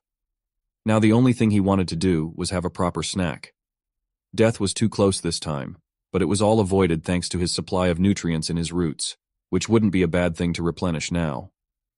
Yin Yun and the gecko immediately began to hug our flower. They were so happy that he had come back to life that it was hard to describe in words. After a long hug, Yin Yun finally let go of Wu Sun, but immediately burst into tears because she thought she would never see her daddy again. And in all of this, she considered herself to be to blame since she was the one who had attracted these bad guys here. Our flower couldn't stand it when his beloved daughter cried, so he hurried to assure her that it was not her fault, and everything ended up fine in the end. Those guys were just bad adventure hunters who liked to run around looking for trouble, and they had found their clearing on their own, without Yin Yun's help. After calming his daughter down, he started to ask what was that explosion just now, and where did that old man run off to? Wu Sun, of course, didn't know what had happened while he was unconscious. Hearing about the old man, Yin Yun got angry again and said that she would never let him escape, so she blew him up with a bomb and more than one. Looking around, our flower saw the consequences of her actions. The forest was in ruins, and this masterpiece was the handiwork of his darling daughter. Ironically, the old man was killed by one of the bombs he brought with him. Hearing how his daughter dealt with the scoundrel, and seeing the consequences of her actions, our flower was simply delighted. He praised his daughter for being so clever to use cannonballs as bombs in an emergency. Although he felt a little sorry for the innocent trees and the environment that had been damaged, revenge was far more important. Now, one had to get busy cleaning up the battlefield and the corpses so they wouldn't attract predators. And they also needed to scout around to see if anyone had heard the sounds of explosions and wanted to check it out. They didn't need any more uninvited guests right now. Yin Yun readily agreed to do it. As she moved the corpses away, Wu Sun had a thought. When they had killed 2, it meant bringing in 5. Now that 5 were dead, they would definitely send an even bigger and better equipped squad to look for them. They had to get out of here soon. Otherwise, our little flower would never get a peaceful rest. The number of humans would only get bigger and bigger until one day he couldn't handle them, and he would be trampled and burned, and Yin Yun would be put in a cage or killed as well. If he could walk, they would all get far away from here together. As it is, he's stuck in the ground with no way to take a step. Wouldn't there be some way to move? If there was a suitable flower pot somewhere, then Yin Yun could carry him anywhere. Inspecting the battlefield, he stopped his gaze at the useless pile of scrap metal that the bombard had become after all the gunpowder and cannonballs ran out. If only there was a way to get our flower out of the ground and into a suitable container. Finally, an ingenious though obvious idea struck Wu Sun. Looking closely at the barrel of the bombard, he realized that it was shaped very much like one of the flower pots he had seen in his mother's greenhouse. All he had to do was work a little on the barrel of the cannon to make one, and it would be a flower pot just like it. In Wu Sun's opinion, the idea was brilliant. The main thing was to climb into the muzzle of the cannon and cover his roots with earth. And then Yin Yun could take him far away from here. There, in a new place, he would be able to find fertile soil with lush trees and a water source nearby. In such an ideal place, he would once again ask Yin Yun to transplant him into the open ground from the pot. However, there was one thing about this plan that he was a little embarrassed to remember. When he was still a boy and tried to transplant flowers or other plants himself, they always died because of his wrong actions, and his mother always scolded him afterwards. Now he wasn't sure he could transplant himself, and the stakes were too high to be wrong. He was very worried that something would fail, and his vulnerable roots would dry out or fail to take root in the new soil. While he was immersed in his thoughts and memories, Yin Yun had done all the work and successfully cleared the clearing and reported back to Daddy that she was back and everything was done. The bodies of the bad guys had been thrown far away from here, and now they were safe. But it was obvious that our flower wasn't in the mood, and Yin Yun couldn't understand why. They had just defeated 5 enemies together. They should be happy and celebrate, not sad. There was no point in keeping the hidden threat that appeared after defeating the 5 adventurers. So our flower tried to explain in all colors that humans would not ignore such an incident and would send more people to find out what happened to their comrades. Therefore, it wasn't safe to stay here now. Then the frightened Yin Yun asked what should they do. The solution was simple. They just needed to get far enough away from this place so that these people's comrades couldn't find them anymore. Hiding was a risky and unreliable option, so Wu Sun didn't even consider it. After Yin Yun heard his intentions, then she had a logical question. He is a plant that needs to be in the ground all the time. Where is he going to go, and most importantly, how? After all, he doesn't even have legs. But for our flower, the lack of legs was not a problem, and he had already thought of a plan of action. Yin Yun only needed to take the cannon off the wooden cart and bring it closer so that Wu Sun could work with it. The daughter obeyed Daddy, but she still didn't understand what the cannon had to do with Daddy's departure. She kept wondering what he needed it for. Her imagination was running wild, and she imagined that our little flower had gone mad and was going to climb into the cannon and shoot himself instead of the cannonball. Hoping to get far away unharmed, but even to her such an idea seemed very doubtful. When she voiced her assumptions, Wu Sun only laughed at her. Sure, he admitted that his head was a bit round, but not to the extent of acting as a cannonball. He assured her that she had misunderstood and that he needed the cannon for another purpose. But in order to understand what purpose she should try to separate the cannon from the wooden carriage. Yin Yun tried her best, but the cannon was very heavy and was firmly attached to the wood and would barely move from its place no matter which side she pushed it from. She was getting desperate and told Daddy that she couldn't do anything. But Wu Sun suggested she try a trick that was sure to separate the cannon from the carriage. All she had to do was to lift it all together into the air to a sufficient height and drop it down from there. The cannon itself was made of iron and would definitely not break, but the wooden carriage would surely shatter. Yin Yun obeyed and began to lift the cannon into the air. However, even so, it was very heavy. She clenched her teeth and pulled upwards, sweating as hard as ever. Finally, when there was no more strength left to hold the cannon, she let it go into free fall. As it hit the ground, the cannon's carriage shattered and only the barrel remained. It was already much lighter, and now Yin Yun easily pulled it closer to our flower and asked with interest what next. And now Wu Sun had a cunning plan to turn the muzzle of the cannon into a first-class flower pot. and for this purpose he had already prepared a whole arsenal of tools, which for success had to be stronger than the cannon itself.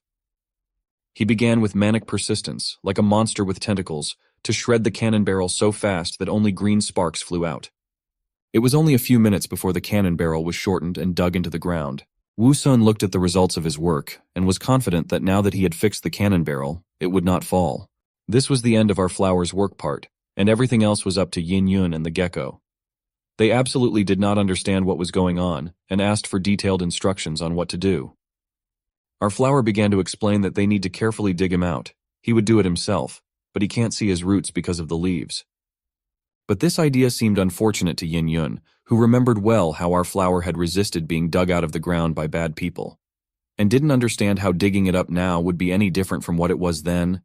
How could her daddy come up with such a terrible idea? Had he had enough of living? Wu Sun sighed tiredly and asked what does she mean he was tired of living. She misunderstood. He is still young and full of energy, and he still has his whole life ahead of him. In fact, he just wants to be put in a flower pot, with the right soil, constant watering, and fertilizer. And as long as those 3 points are followed, it will continue to grow and do well. Of course, in the open soil, more nutrients and space for the roots, but then the flower cannot be moved. And at this moment, mobility comes first. It finally came clear to Yin Yun that Daddy was going to plant himself in the cannon and thus be able to move around. Wu Sun praised Yin Yun and the gecko for their ingenuity and told them to get to work and start digging from both sides, being careful not to hit the roots. They were excited to get to work. Too excited, even suspiciously excited. And it soon became clear why. They were so enthusiastic about this work that the dust rose high above the clearing and only the glint of the shovels was visible. Wu Sun was horrified at how quickly and inaccurately they were digging, hitting his roots, chopping them and pulling them too hard. He even started begging them to stop and leave him alone, but they paid no attention to his cries. Finally, the job was done, and our flower, leaning on its vines, began to climb out of the dug hole. Now all its roots and tubers were in full view, and looking at them, Gecko and Yin Yun marveled at how cool and amazing his roots were. But our flower didn't like it at all. He felt as if he was naked in the street and everyone was laughing at him and pointing fingers at him. So he irritably yelled at them to turn away and quickly fill the cannon barrel 2/3 full of soil so that he could finally plant it. They had no choice but to quickly turn away and agree to all the demands. They began to fill the soil into the cannon, but one important question came up. What does 2/3 mean? How much is that anyway? While they were trying to figure it out on their own, our flower was non-stop yelling at them and pushing them around. Finally, everything was ready, and Yin Yun carried a satisfied Wu Sun to his new home. He asked to just throw all his roots into the pot, and with everything else he would manage and arrange them so that he would be comfortable. Fortunately, all 3 tubers with nutrient reserves had been used up in the last battle, and his roots could easily fit inside the pot. Yin Yun lowered him into the pot, but something didn't go according to plan. They didn't figure out how much is 2/3 of the soil and only poured in a little bit, and when our flower was lowered into the pot, he fell to the bottom. Wu Sun immediately began to lament that they had poured so little soil that he felt as if he were imprisoned at the bottom of a well. When Yin Yun tried to get him out of the cannon, there was another problem. Our flower's head was too big, and there was no way she could get a grip on it. So he wailed that children can't be trusted with anything serious, and decided to get out on his own. With trembling vines he started his way to the sun, but the polished metal was slippery, and it was difficult to climb up it. But with 4 vines at once, nothing was impossible, so he was soon able to get out and asked Yin Yun to give him a hand. She helped him fix his position at the right height, and then asked him to hold on a little longer while she added more soil. Now the height of his placement was perfect, and all that was left was to add enough soil to fill the entire cannon barrel to the edge, which Yin Yun successfully did. Now our flower was successfully planted in his opinion, and was enjoying life. He could now be considered a true toothy bonsai. But something else was still missing, and he wondered, was planting flowers really that easy? Just filling with soil was too easy. That's when he remembered how his mother, when transplanting flowers, watered them afterwards and watered them plenty. That's what he was missing now. So he asked his daughter if she had thrown away the bad guys' equipment and backpacks when she was disposing of their corpses. Yin Yun replied that no, she had left everything here in the clearing, because he had once told her that human equipment could be used for their own good. That's why she left everything there. Wu Sun was delighted at what a thrifty, good, and diligent daughter he had. So he sent her off to find something that looked like a water bag, an object called a wineskin. These bad guys came from far away, so they must have it, and not just one. Yin Yug was an obedient girl and immediately went to look for it. Soon she returned with 2 leather wineskins. She was as happy as a child who couldn't wait to help Daddy. Wu Sun was also pleased with her findings, and asked her to hurry up and fill them with water from the nearby pond so that the soil in the pot could be watered as soon as possible and the roots could be filled with life-giving liquid. So he asked her to hurry up before her daddy withered without water. Yin Yun transformed into a dragon and set off. She moved so fast that only a cloud of dust was left behind her. Seeing her go for water, the gecko also wanted to help and brought his water leaf. But our flower had to disappoint him and talk him out of such a useless idea. With such a small leaf, as long as he brought enough water, our flower would definitely wither away. Soon, Yin Yun returned and the life-giving water poured into Wu Sun's pot, wetting his roots that were already starting to dry out. There was only one small problem, or rather a hole. The hole where the fuse was inserted, and our little flower was worried that such precious water wouldn't escape through it. But so far, according to the gecko's observations, all was well and dry. Soon those 2 tubs of water ran out, but the soil in the pot was still a little dry, so he had to ask Yin Yun to fly for more water. After a few minutes, the water flowed into his pot again, and at this moment, Wu Sun seemed to be the happiest flower in the world. This time, there was already enough water. Unfortunately, the bliss of our flower did not last long, because what he feared so much happened, and the poor gecko was forced to flee from the spray. We all know what that's like. And our flower knew exactly what it looked like from the outside, so he irritably shouted to stop staring at it and don't even dare to laugh. It's not what it looks like. And he's actually stopped wetting the bed since he was 6. Luckily, such an inconvenience quickly passed, and all the extra water poured out. This problem was replaced by another. Wu Sun felt as if he had moved from a huge mansion to a small room. He was very uncomfortable and was unable to fully spread his roots, which lacked space. He hoped that if he was patient for a few days, things would normalize and the discomfort would pass. Even if not, he could always ask Yin Yun to plant him back in the open ground. But the realization that the bad guy's friends could find them at any moment quickly made him accept all the discomfort and speed up all the preparations so that they could all escape from this place together as soon as possible. Unfortunately, the cart was broken. It was for the best, though, because with the cart, they wouldn't be able to take advantage of Yin Yun's flying skill. The best solution was to think of a way to hang Wu Sun and the cannon on Yin Yun without preventing her from flying. And looking at the backpack he had in his hands, a brilliant idea occurred to him. To use his vines as the straps of the backpack to turn the cannon into a strange backpack that would be stable and wouldn't restrain Yin Yun's movements in flight. All that remained was to figure out what to do with all the equipment and weapons that were being sculpted in the clearing right now. They could be very useful in the future, because the more equipment you have, the more protection and preparedness for the most unpredictable situations. But everything in the backpack would not fit. Wu Sun ordered Yin Yun to bring all the items that were left behind by the bad guys so he could take everything with him on the journey. She was a little shocked at how he was going to take it all with him, but she obeyed anyway. There were a lot of items, just too many. However, this did not bother our flower, for he was as greedy as he was ugly. That day, Wu Sun was clearly on a roll, and he had brilliant ideas one after another, so he quickly thought of a way to take everything with him. He decided to simply attach all this stuff to his cannon with straps. Now he began to explain to Yin Yun how to do everything right and attach all the equipment he needed to the cannon, and the good girl was happy to help Daddy. Now our little flower was no longer unarmed, and his heavily armed shadow towered over the clearing. There was room for everything, even a long sword, and the crossbow and arrows too. Now Wu Sun felt that with all this equipment he had become a heavily armed flower with a big mouth, and now all enemies should tremble at the sight of him. Now that Wu Sun was growing in the pot, these sensations transported him back in time. He felt like a monster from the game for some reason. Suddenly his musings were interrupted by the sound of rumbling that came from Yin Yun's stomach. In all this time, neither of them had eaten, so it was no surprise that the little dragoness was very hungry. Smiling awkwardly, she asked if the gecko and Wu Sun were hungry, then added that she was going to go hunting. This was just in time, since they had just experienced a big battle, and they all needed to recover their strength. But Wu Sun also warned Yin Yun about the possible danger, as they didn't know for sure if the bandits still had accomplices. Even though Yin Yun was a majestic dragon, she still obediently listened to her father's instructions. Therefore, she replied that she wouldn't act carelessly. Looking after his daughter as she flew away, our hero said to himself that he should try to work even harder on himself. This battle perfectly showed that he was still very weak. he must continue to open chests and accumulate evolution points.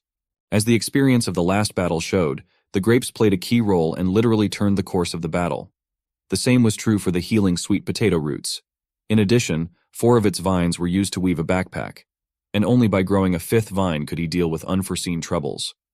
In addition, although the space in his new pot was tight, he definitely needed to save a few root potatoes. They had a long journey ahead of them, and since they didn't know what they would be facing, they needed to prepare thoroughly. This situation reminded him a lot of his mom packing his backpack for a trip. Back then, he had thought she had worried too much, but now he understood why she did it. Besides, he was a father now, and that meant responsibility. He couldn't afford to mess up. Suddenly his musings were interrupted by the corpse of a hyena falling to the ground. Yin Yun had already returned from the hunt, which meant it was time for a delicious lunch. After a while, the whole family gathered around the makeshift table to regain their strength. For the first time today, they were finally able to eat in peace and chat happily. While everyone was eating, Ruhua was sunning himself on the chest as usual. Once everyone had eaten, Wu Sun said to give him the remaining pieces of meat. He was going to use them to replenish his supply of nutritious things in the roots. After receiving the pieces of meat, our hero began to do what he had planned, namely to absorb the nutrients from the meat and direct them to himself in the root. After a moment, however, he regretted his greed. After all, his pot was quite tight, which made his large roots very cramped. The sensation was not pleasant. It was as if he was wearing swimming trunks that were several sizes smaller than necessary. Our hero's only salvation was the chests, from which he could get something that would ease his suffering. This time, he wasn't even going to draw lots, and in a hurry, he shouted to Ruhua to open them all one by one. Today, Wu Sun was really unlucky as only evolution points dropped out of all the chests. Being in a bad mood, he immediately attacked the system spirit with complaints. Ruhua, instead of excuses, began to calm him down, saying that not all was lost, because there was still the last chest. As usual, the chest glowed with a bright golden light, while the system had already sent a message of congratulations. It was because the gene of a B-level plant called baobab had dropped out of the chest. Shocked by this pleasant surprise, Wu Sun began to read the information about the gene. First of all, both stems and roots could be modified. This gene made the trunk thicker and consisted of a special wood that was perfect for storing water. This gene was especially effective during the rainy season, as it allowed it to absorb water and use it during droughts. Our hero was already familiar with this tree, for the gecko had walked on water to one just like it. It was a very useful gene to him, but he was curious as to why it had as many as 2 fusion sites. The answer to that question was quite simple. It was all for aesthetic appearance and beauty. It wouldn't be very pretty if our hero had a very thick trunk, which is why the system provided such a choice. After imagining this picture in his mind, Wu Sun couldn't help but agree with the system spirit's words. In the end, he decided to merge the gene with the roots as they didn't affect his appearance at all. After a few moments, Ruhua began the fusion. Everything was successful, and our hero managed to get the gene he needed. However, although he had gotten it, he didn't know how to use it yet. Fortunately, he had a system spirit, who kindly explained that in order to store water, it first had to get somewhere. It wasn't raining, and there were no other ways available to our hero to get the right amount of water. So the only solution was to ask Yin Yun to bring it. Fortunately, the hunters had a few water wineskins. Taking them, the dragoness immediately went to fetch water. As soon as she returned, Wu Sun immediately started testing his new gene. He couldn't wait to learn his new abilities. Even though he couldn't see what was happening underground, he could still feel the new root forming. Except that unlike the others, it held water. With the new root, however, the cramped feeling that he was getting a little used to returned. Unfortunately, there was nothing he could do about it, and all he had left to do was get used to it. Since they had already had time to rest and prepare, it was about time to set off on their journey. Yin Yun and the gecko were very excited about this, as they were already eager to see something new. After waiting for 2 more days and making sure that there were no more people around, Wu Sun decided that it was definitely time to leave. The pot our hero was growing in was taken out of the ground for the first time in a while. Once on his daughter's back, he used his vines as backpack straps. As soon as he was securely fastened, he asked Yin Yun if they were interfering with her movements. Fortunately, it was fine. Gecko was also flying along with them, so he also climbed into the muzzle of the cannon. To prevent it from accidentally falling down, Wu Sun was going to hold it down with his vine. After 2 days of actively feeding, our hero managed to grow a 5th vine after all. It was very timely, because now he didn't have to worry that all the vines would be busy. Now that everyone had taken their places and were ready to go, It was left to decide where they would go. After some thought, our hero remembered that the poachers had come from the southwest. They wouldn't want to meet such people, so it was decided to go to the east. Unfortunately, there was no map among the items the poachers had in their possession. Therefore, Wu Sun only had to rely on his wits and intuition. Yin Yun asked her father why he decided to go to the east. To this, our hero proudly replied that it was because he himself had once lived in a large country in the east, which had its roots in the New Age. Unfortunately, this information caused his daughter to have more questions than answers. Therefore, Wu Sun said that she didn't need to worry about it and should just listen to him. In time, she would figure it out on her own. Right in the next moment, they had already soared into the air. From that point on, their adventures began. The adventure they had been looking forward to so eagerly. While in the air, at a great height above the ground, Wu Sun looked around with interest. Unlike Yin Yun, who saw these views every day, this was a first time for him, and it was very exciting. Even in his previous life, he had never traveled on an airplane before. But he would never have thought that after being reborn, he would be traveling on top of a majestic creature like a dragon. As it turned out, all this time they had been living in a small oasis, around which stretched vast desert lands. The sensation of flying was indeed pleasant. But as it turned out, not everyone thought so. Things were much worse for Gecko. Whether because of the high altitude or because he was seasick, he didn't look good at all. While our hero was trying to bring the poor fellow to his senses, Yin Yun's keen eye noticed some movement down below. As soon as she realized what it was, the dragoness could no longer remain calm. She immediately cried out in panic, "Daddy, there are people down there, lots of people." In front of them was a caravan of camel-like animals and a group of people. Wu Sun managed to count about a dozen people. They had only had negative experiences with humans before, so he was immediately wary. He didn't know their intentions or what to expect from them, so he immediately ordered Yin Yun to fly as high as possible. They had to be out of the reach of their weapons. Seeing her father's concern, the dragoness asked about whether these were people from the same group of bad guys they had fought before. Wu Sun didn't think that was the case. After all, unlike those guys, this caravan was heading east just like them. In addition, he noted the presence of camels, which meant that it was not a long journey through the desert. At the same time, one of the men in the group noticed some movement in the sky. It was a dragon. He immediately reported it to their leader. He also noted that the dragon seemed to have detected them and had risen higher. This could only mean one thing: it didn't want to get into a fight and decided to stay away. Looking at the majestic creature flying in the sky, he replied that it was not surprising, because there were quite a lot of people in their group. However, there was something that surprised the leader very much. On the dragon, he noticed the barrel of a cannon, in which sat some strange flower. He had heard a lot of stories in his life, but this was the first time he had seen something so strange. The guy who first noticed the dragon asked him enthusiastically if he wanted to shoot it. After all, they could surely get a lot of money for such a rare dragon. But to the guy's disappointment, the leader didn't agree. Their mission this time was not to hunt. Besides, this time he didn't bring his dragon hunting equipment with him, and somehow he wouldn't be able to hit it from such a long distance otherwise. Hearing the answer, there was nothing left for the guy but to sigh heavily and accept it. At the same time, our heroes flew past the caravan and approached some ruins. They had already been flying for over an hour, so Wu Sun suggested finding a place to rest. Yin Yun wasn't too tired and was ready to keep flying. But our hero didn't want his daughter to overexert herself. She had only recently learned to fly, and carrying a heavy metal cannon was not an easy task. Besides, they had a long way to go, and it was best to save their strength for last.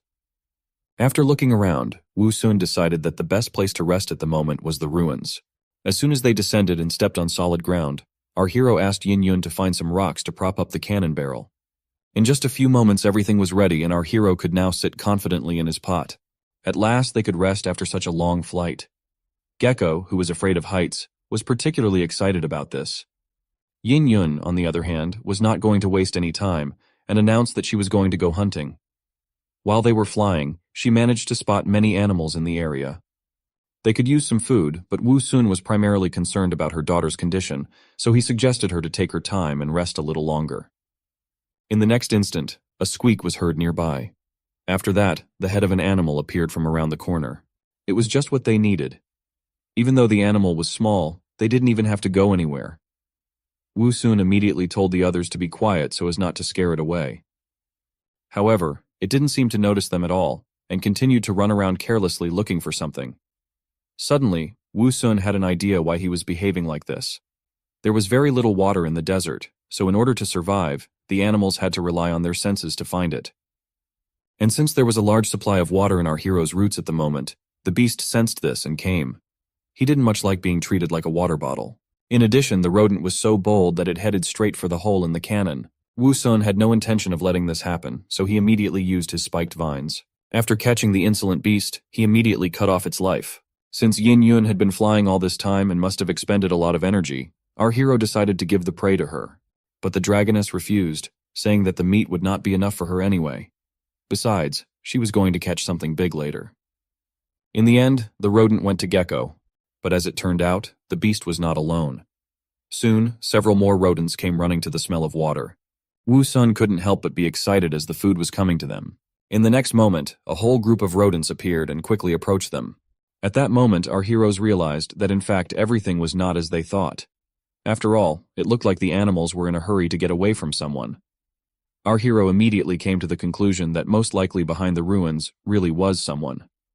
And so it was. In front of them appeared a large wolf with a rodent in its mouth.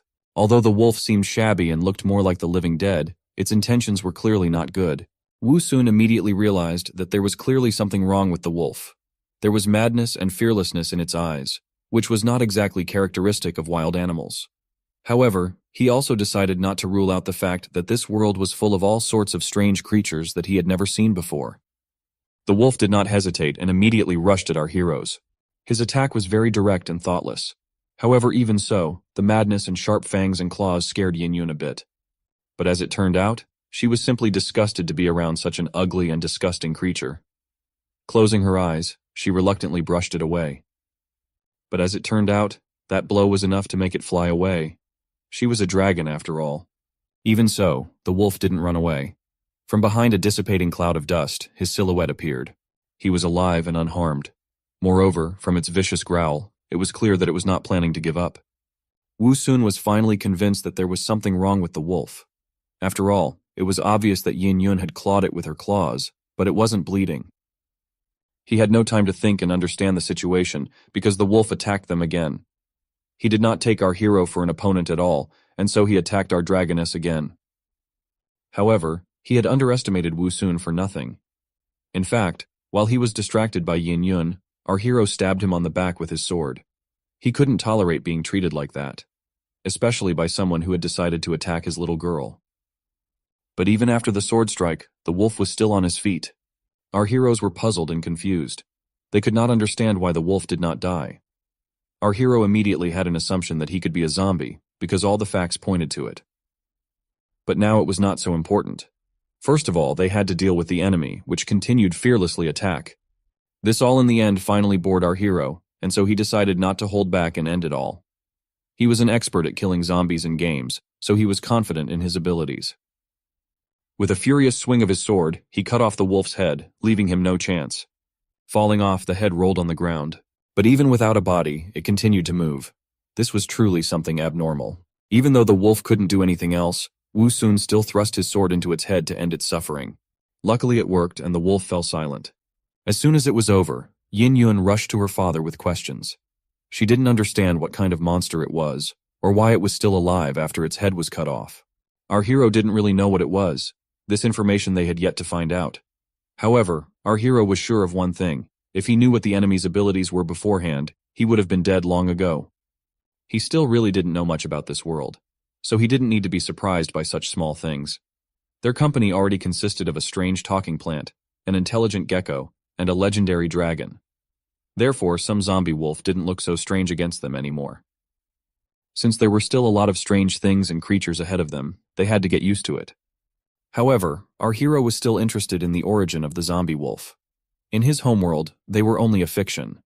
However, even in the stories, their appearing was explained by a virus or an infection that was caused by a talisman or even Taoism.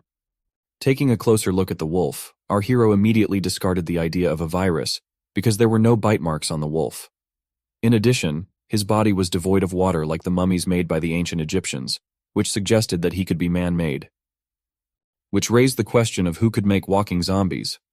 Since this world was full of mysteries, it could not be ruled out that mysticism and magic could be used here. Therefore, some priest, wizard, or necromancer might do it. While Wu Sun was pondering this, the gecko pointed at the wolf's head and asked if they could eat this. Strangely enough, he was not at all embarrassed by what was happening. Fortunately, our hero was not that desperate, and immediately said that there was no way they could eat it. There was a good chance they might become like them. And besides, they'd probably break their teeth eating such old meat. Since it was dangerous to even stay close to the body, it was decided to move away. Besides, it was finally time for them to rest and hit the road, and they hadn't even caught anything to eat yet. In the following footage, we see the ostrich in its natural habitat. These creatures are known for their great speed. Oh, isn't that an animal show? Excuse me, back to our story. The poor ostrich, with an arrow in its softest part, was for some reason desperate to get away from someone. As expected, it was our heroes who decided to play a hunting simulator. Well, to tell the truth, they were just trying to get food. So far, it hasn't worked out so well, because the first arrow didn't do much damage. Realizing that it would be very difficult for him to hit at this distance, Wu Sun asked his daughter to fly closer. Listening to her daddy, Yin Yun immediately flew up close enough to hit the target for sure. In the next second, the arrow was already heading towards its target at a tremendous speed. It was a headshot, instant death. The bird only had time to open its mouth, while its cry never had time to escape. The skills from the games were really paying off. With a loud noise, the ostrich's body fell to the ground. It was really quite an easy and successful hunt. Everyone immediately started praising our hero for his accurate shot.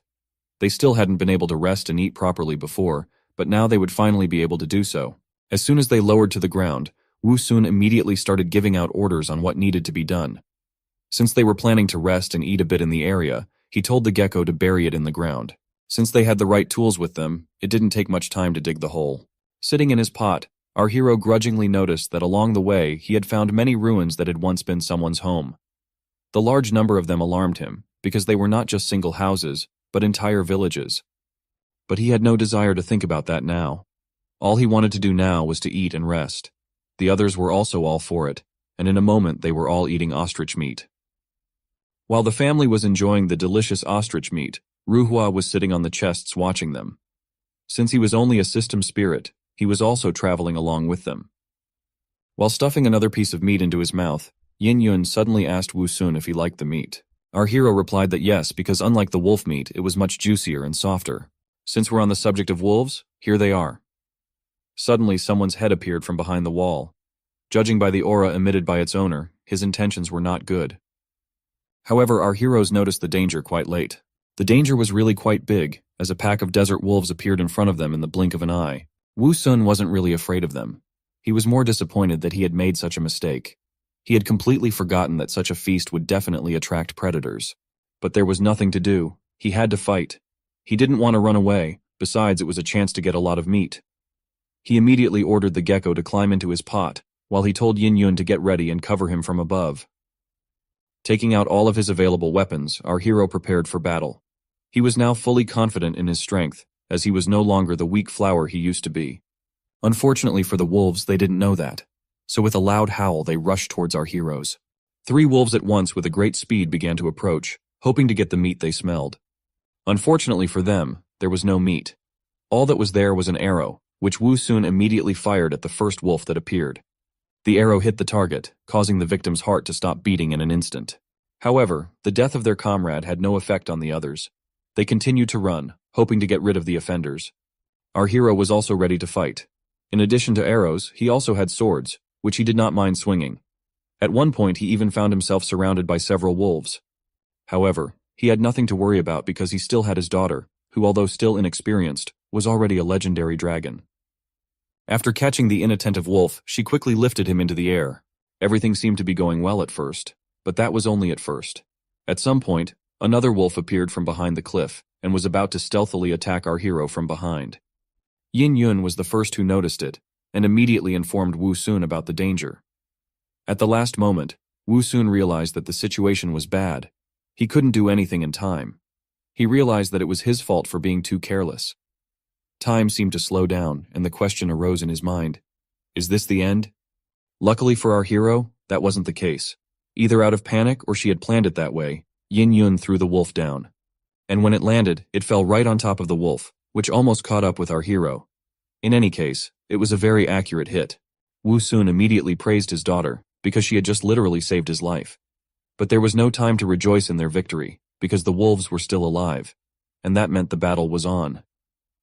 Our hero immediately struck where the wolves stay. However, they were not so easy, and were able to come to their senses and dodge his attack.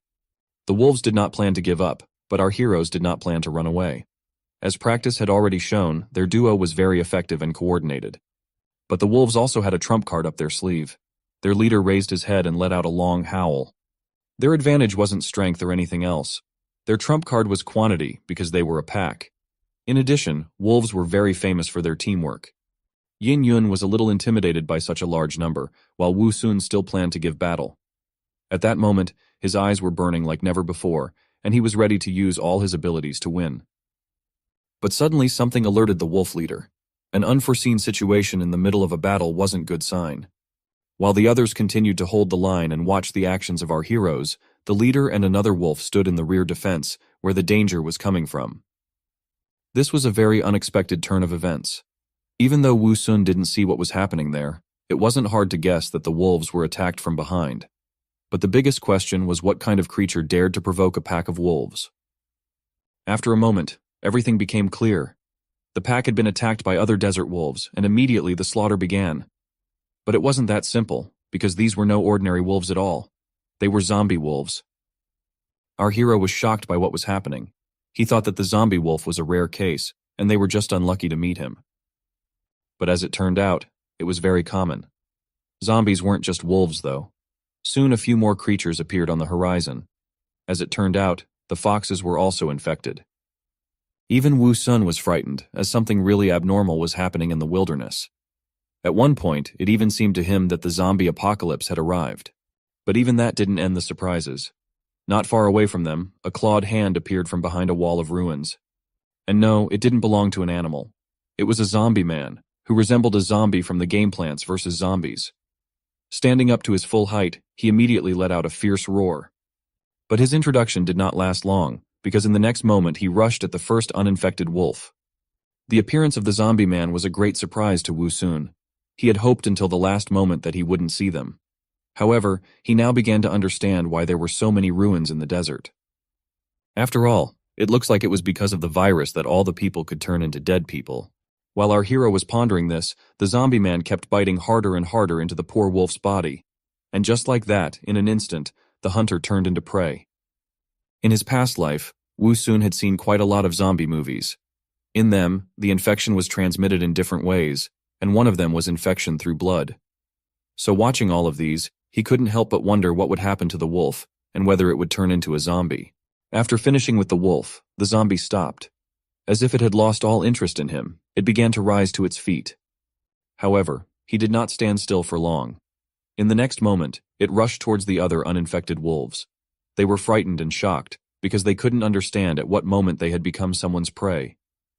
At the same time, the wolf that had just been killed by the zombie rose to his feet. He was now a zombie as well. He no longer had the ability to think straight. He had only one desire: to kill. Now he no longer paid attention to the fact that he was attacking his kin, and that he was mercilessly biting into their throats. The uninfected wolves were confused and did not understand why their comrades suddenly began to attack them. Our heroes watched it all with horror on their faces. They had no desire to interfere. Our hero had a hard time believing that what he had once seen in movies and games was happening right before his eyes. However, they couldn't be only spectators.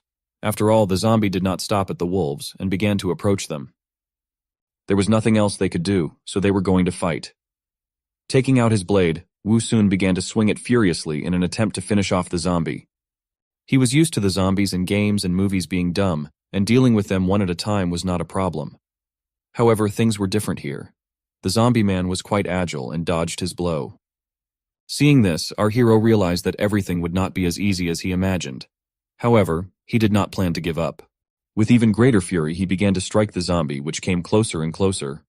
But as it turned out, it was no use at all. In an instant, the zombie was right in front of him. Wu Sun knew what the problem was. His opponent had very rough skin and hard flesh. He wasn't afraid of chopping blows at all. In addition, he didn't feel any pain at all, which allowed him to calmly charge forward. In this situation, there were only two options: either chop off his head or chop off his legs, thus immobilizing him. And so, the moment had arrived. Wu Sun and the zombies clashed in a deadly battle where their lives were at stake. It was hard to tell who would win, but one thing was certain, only one could survive. And so the zombie opened his mouth with a fierce roar rushed at our hero.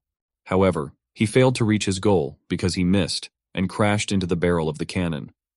Unfortunately, his rotten teeth did not allow him to bite through the metal, so the replenishment of metal in the zombie body had to be delayed. But as it turned out, the zombie wasn't the only one who screwed up. Wu Sun had also missed. As a result, the two losers were frozen in a battle of glances. Yet it didn't last long. In the next instant, the frightened scream of our hero was heard, as well as the furious roar of the zombies. The reason for Wu Sun's frightened cry was quite simple. There was no way he wanted to become a zombie flower with a big mouth.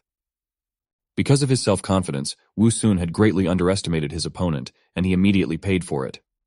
After reaching him, the zombie clutched at his leaves. Fortunately, it was only leaves and nothing more. In the end, our hero was hardly even hurt. However, he had now confirmed his theory. Zombies were indeed very fragile and needed moisture. This was the reason for the attack on him specifically. It seemed that the zombie's plans had been revealed. Since the zombie only managed to eat a little bit of leaves, it let out a furious and dissatisfied roar. But the fact that Wu Sun was able to understand the reason for the zombie's attack didn't change anything. After all, he was still in a desperate situation, one-on-one with the zombie. In addition, this time the zombie did not touch his leaves, but immediately clawed at his head. Our hero was once again very careless. To his horror, he began to feel the one gradually absorbing his moisture. Wu Sun began to panic, so he could not cope with it on his own. Luckily, he had a dragon daughter who immediately rushed to his aid. Grabbing the zombie, she started trying to pull him away from her daddy.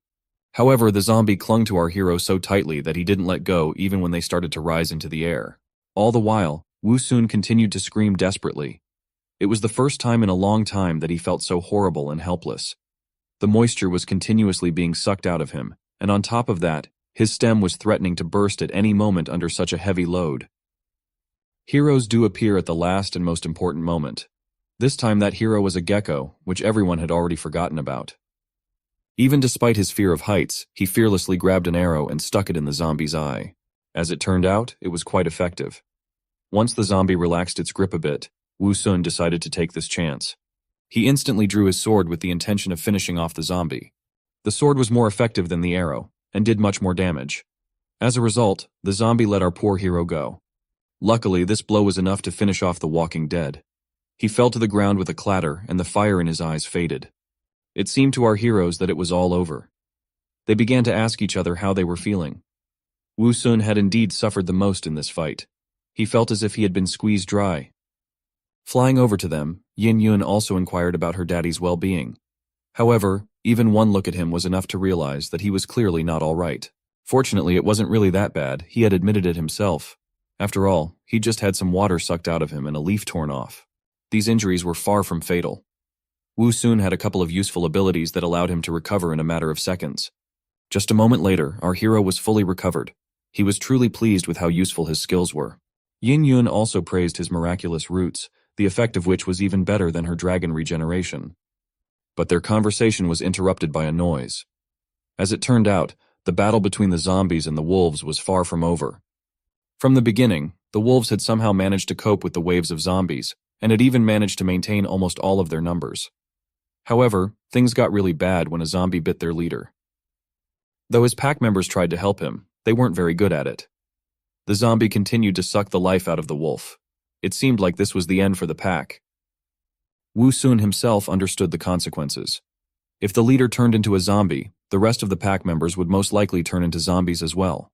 Besides, if he was leading an organized group of zombie wolves, it would be much harder to fight them. Having come to these conclusions, our hero decided to help the wolves. After all, as they say, the enemy of my enemy is my friend. Wu Sun also decided to choose between the two evils, who would be easier to fight in the future.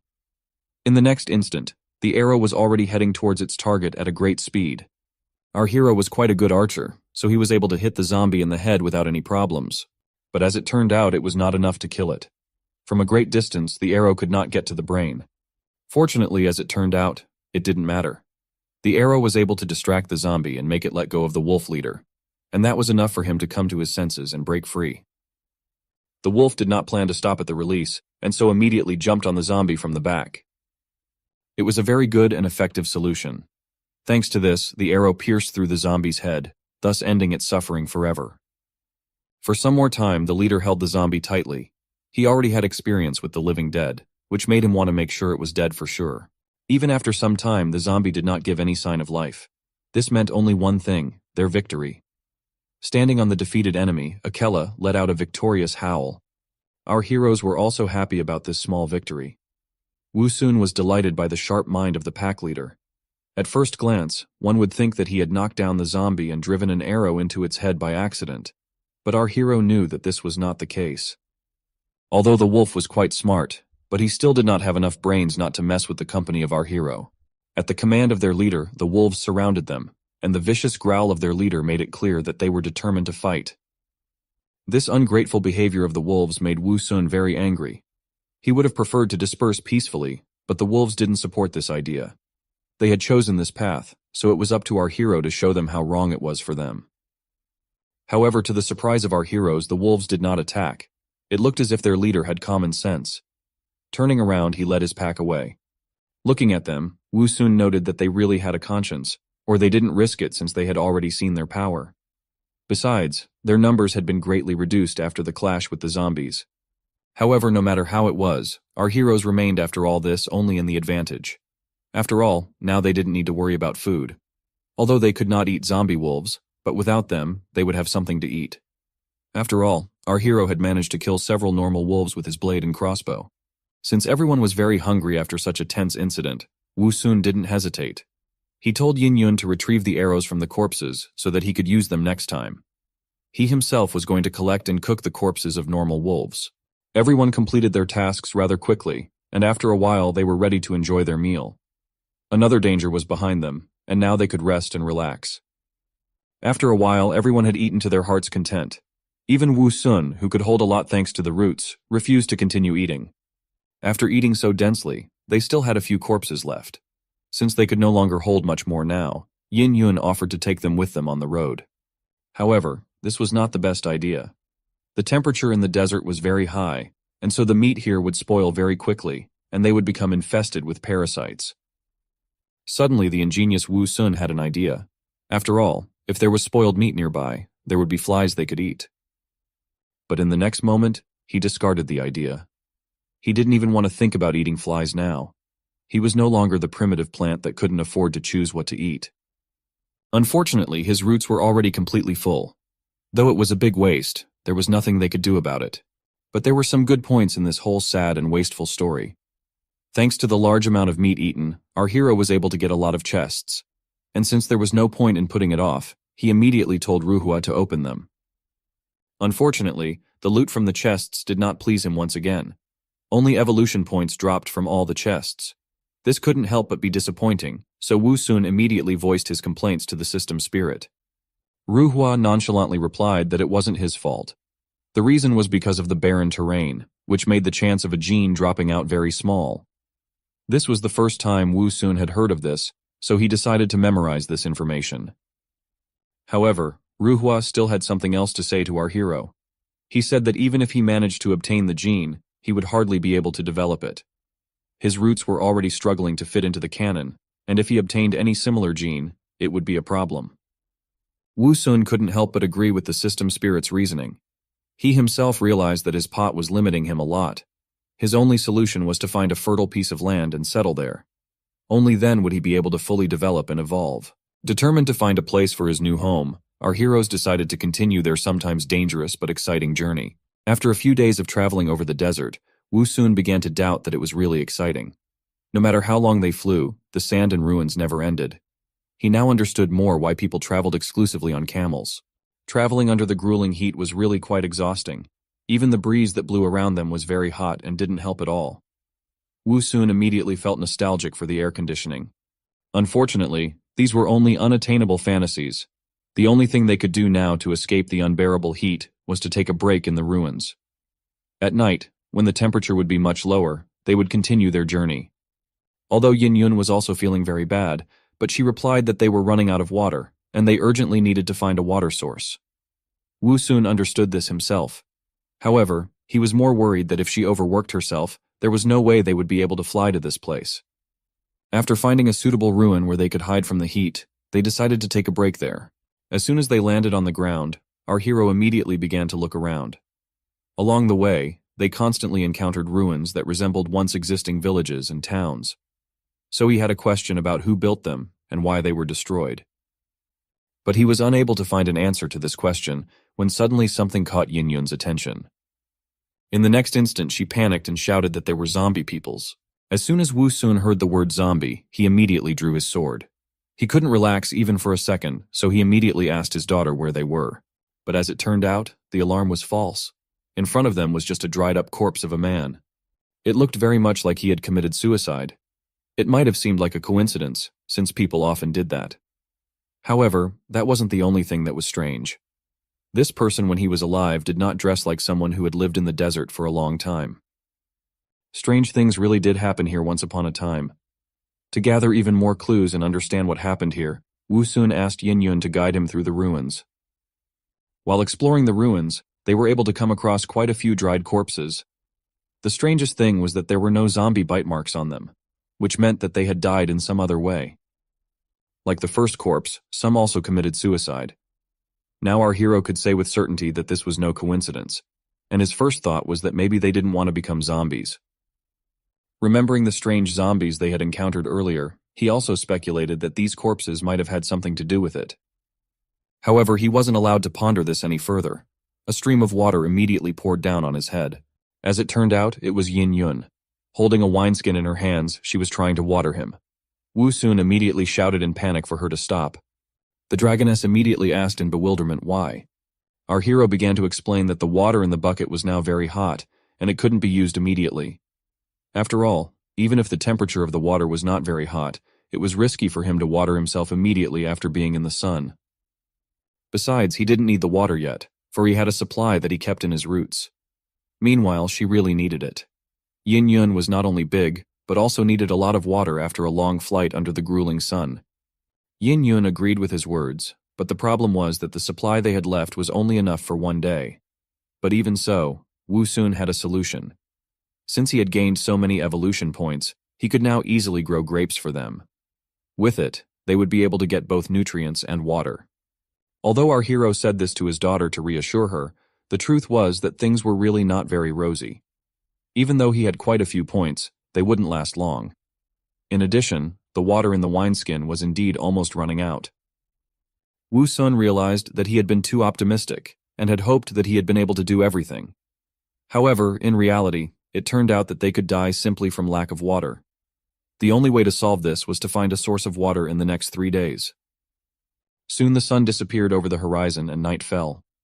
As the temperature dropped quite low, our heroes continued on their way. Soon, Yin Yun exclaimed in an excited voice that an oasis could be seen ahead. Although this was great news, Wu Sun was quite skeptical. He didn't rule out the fact that it could be just a mirage. However, to find out, he had to go down and check it out.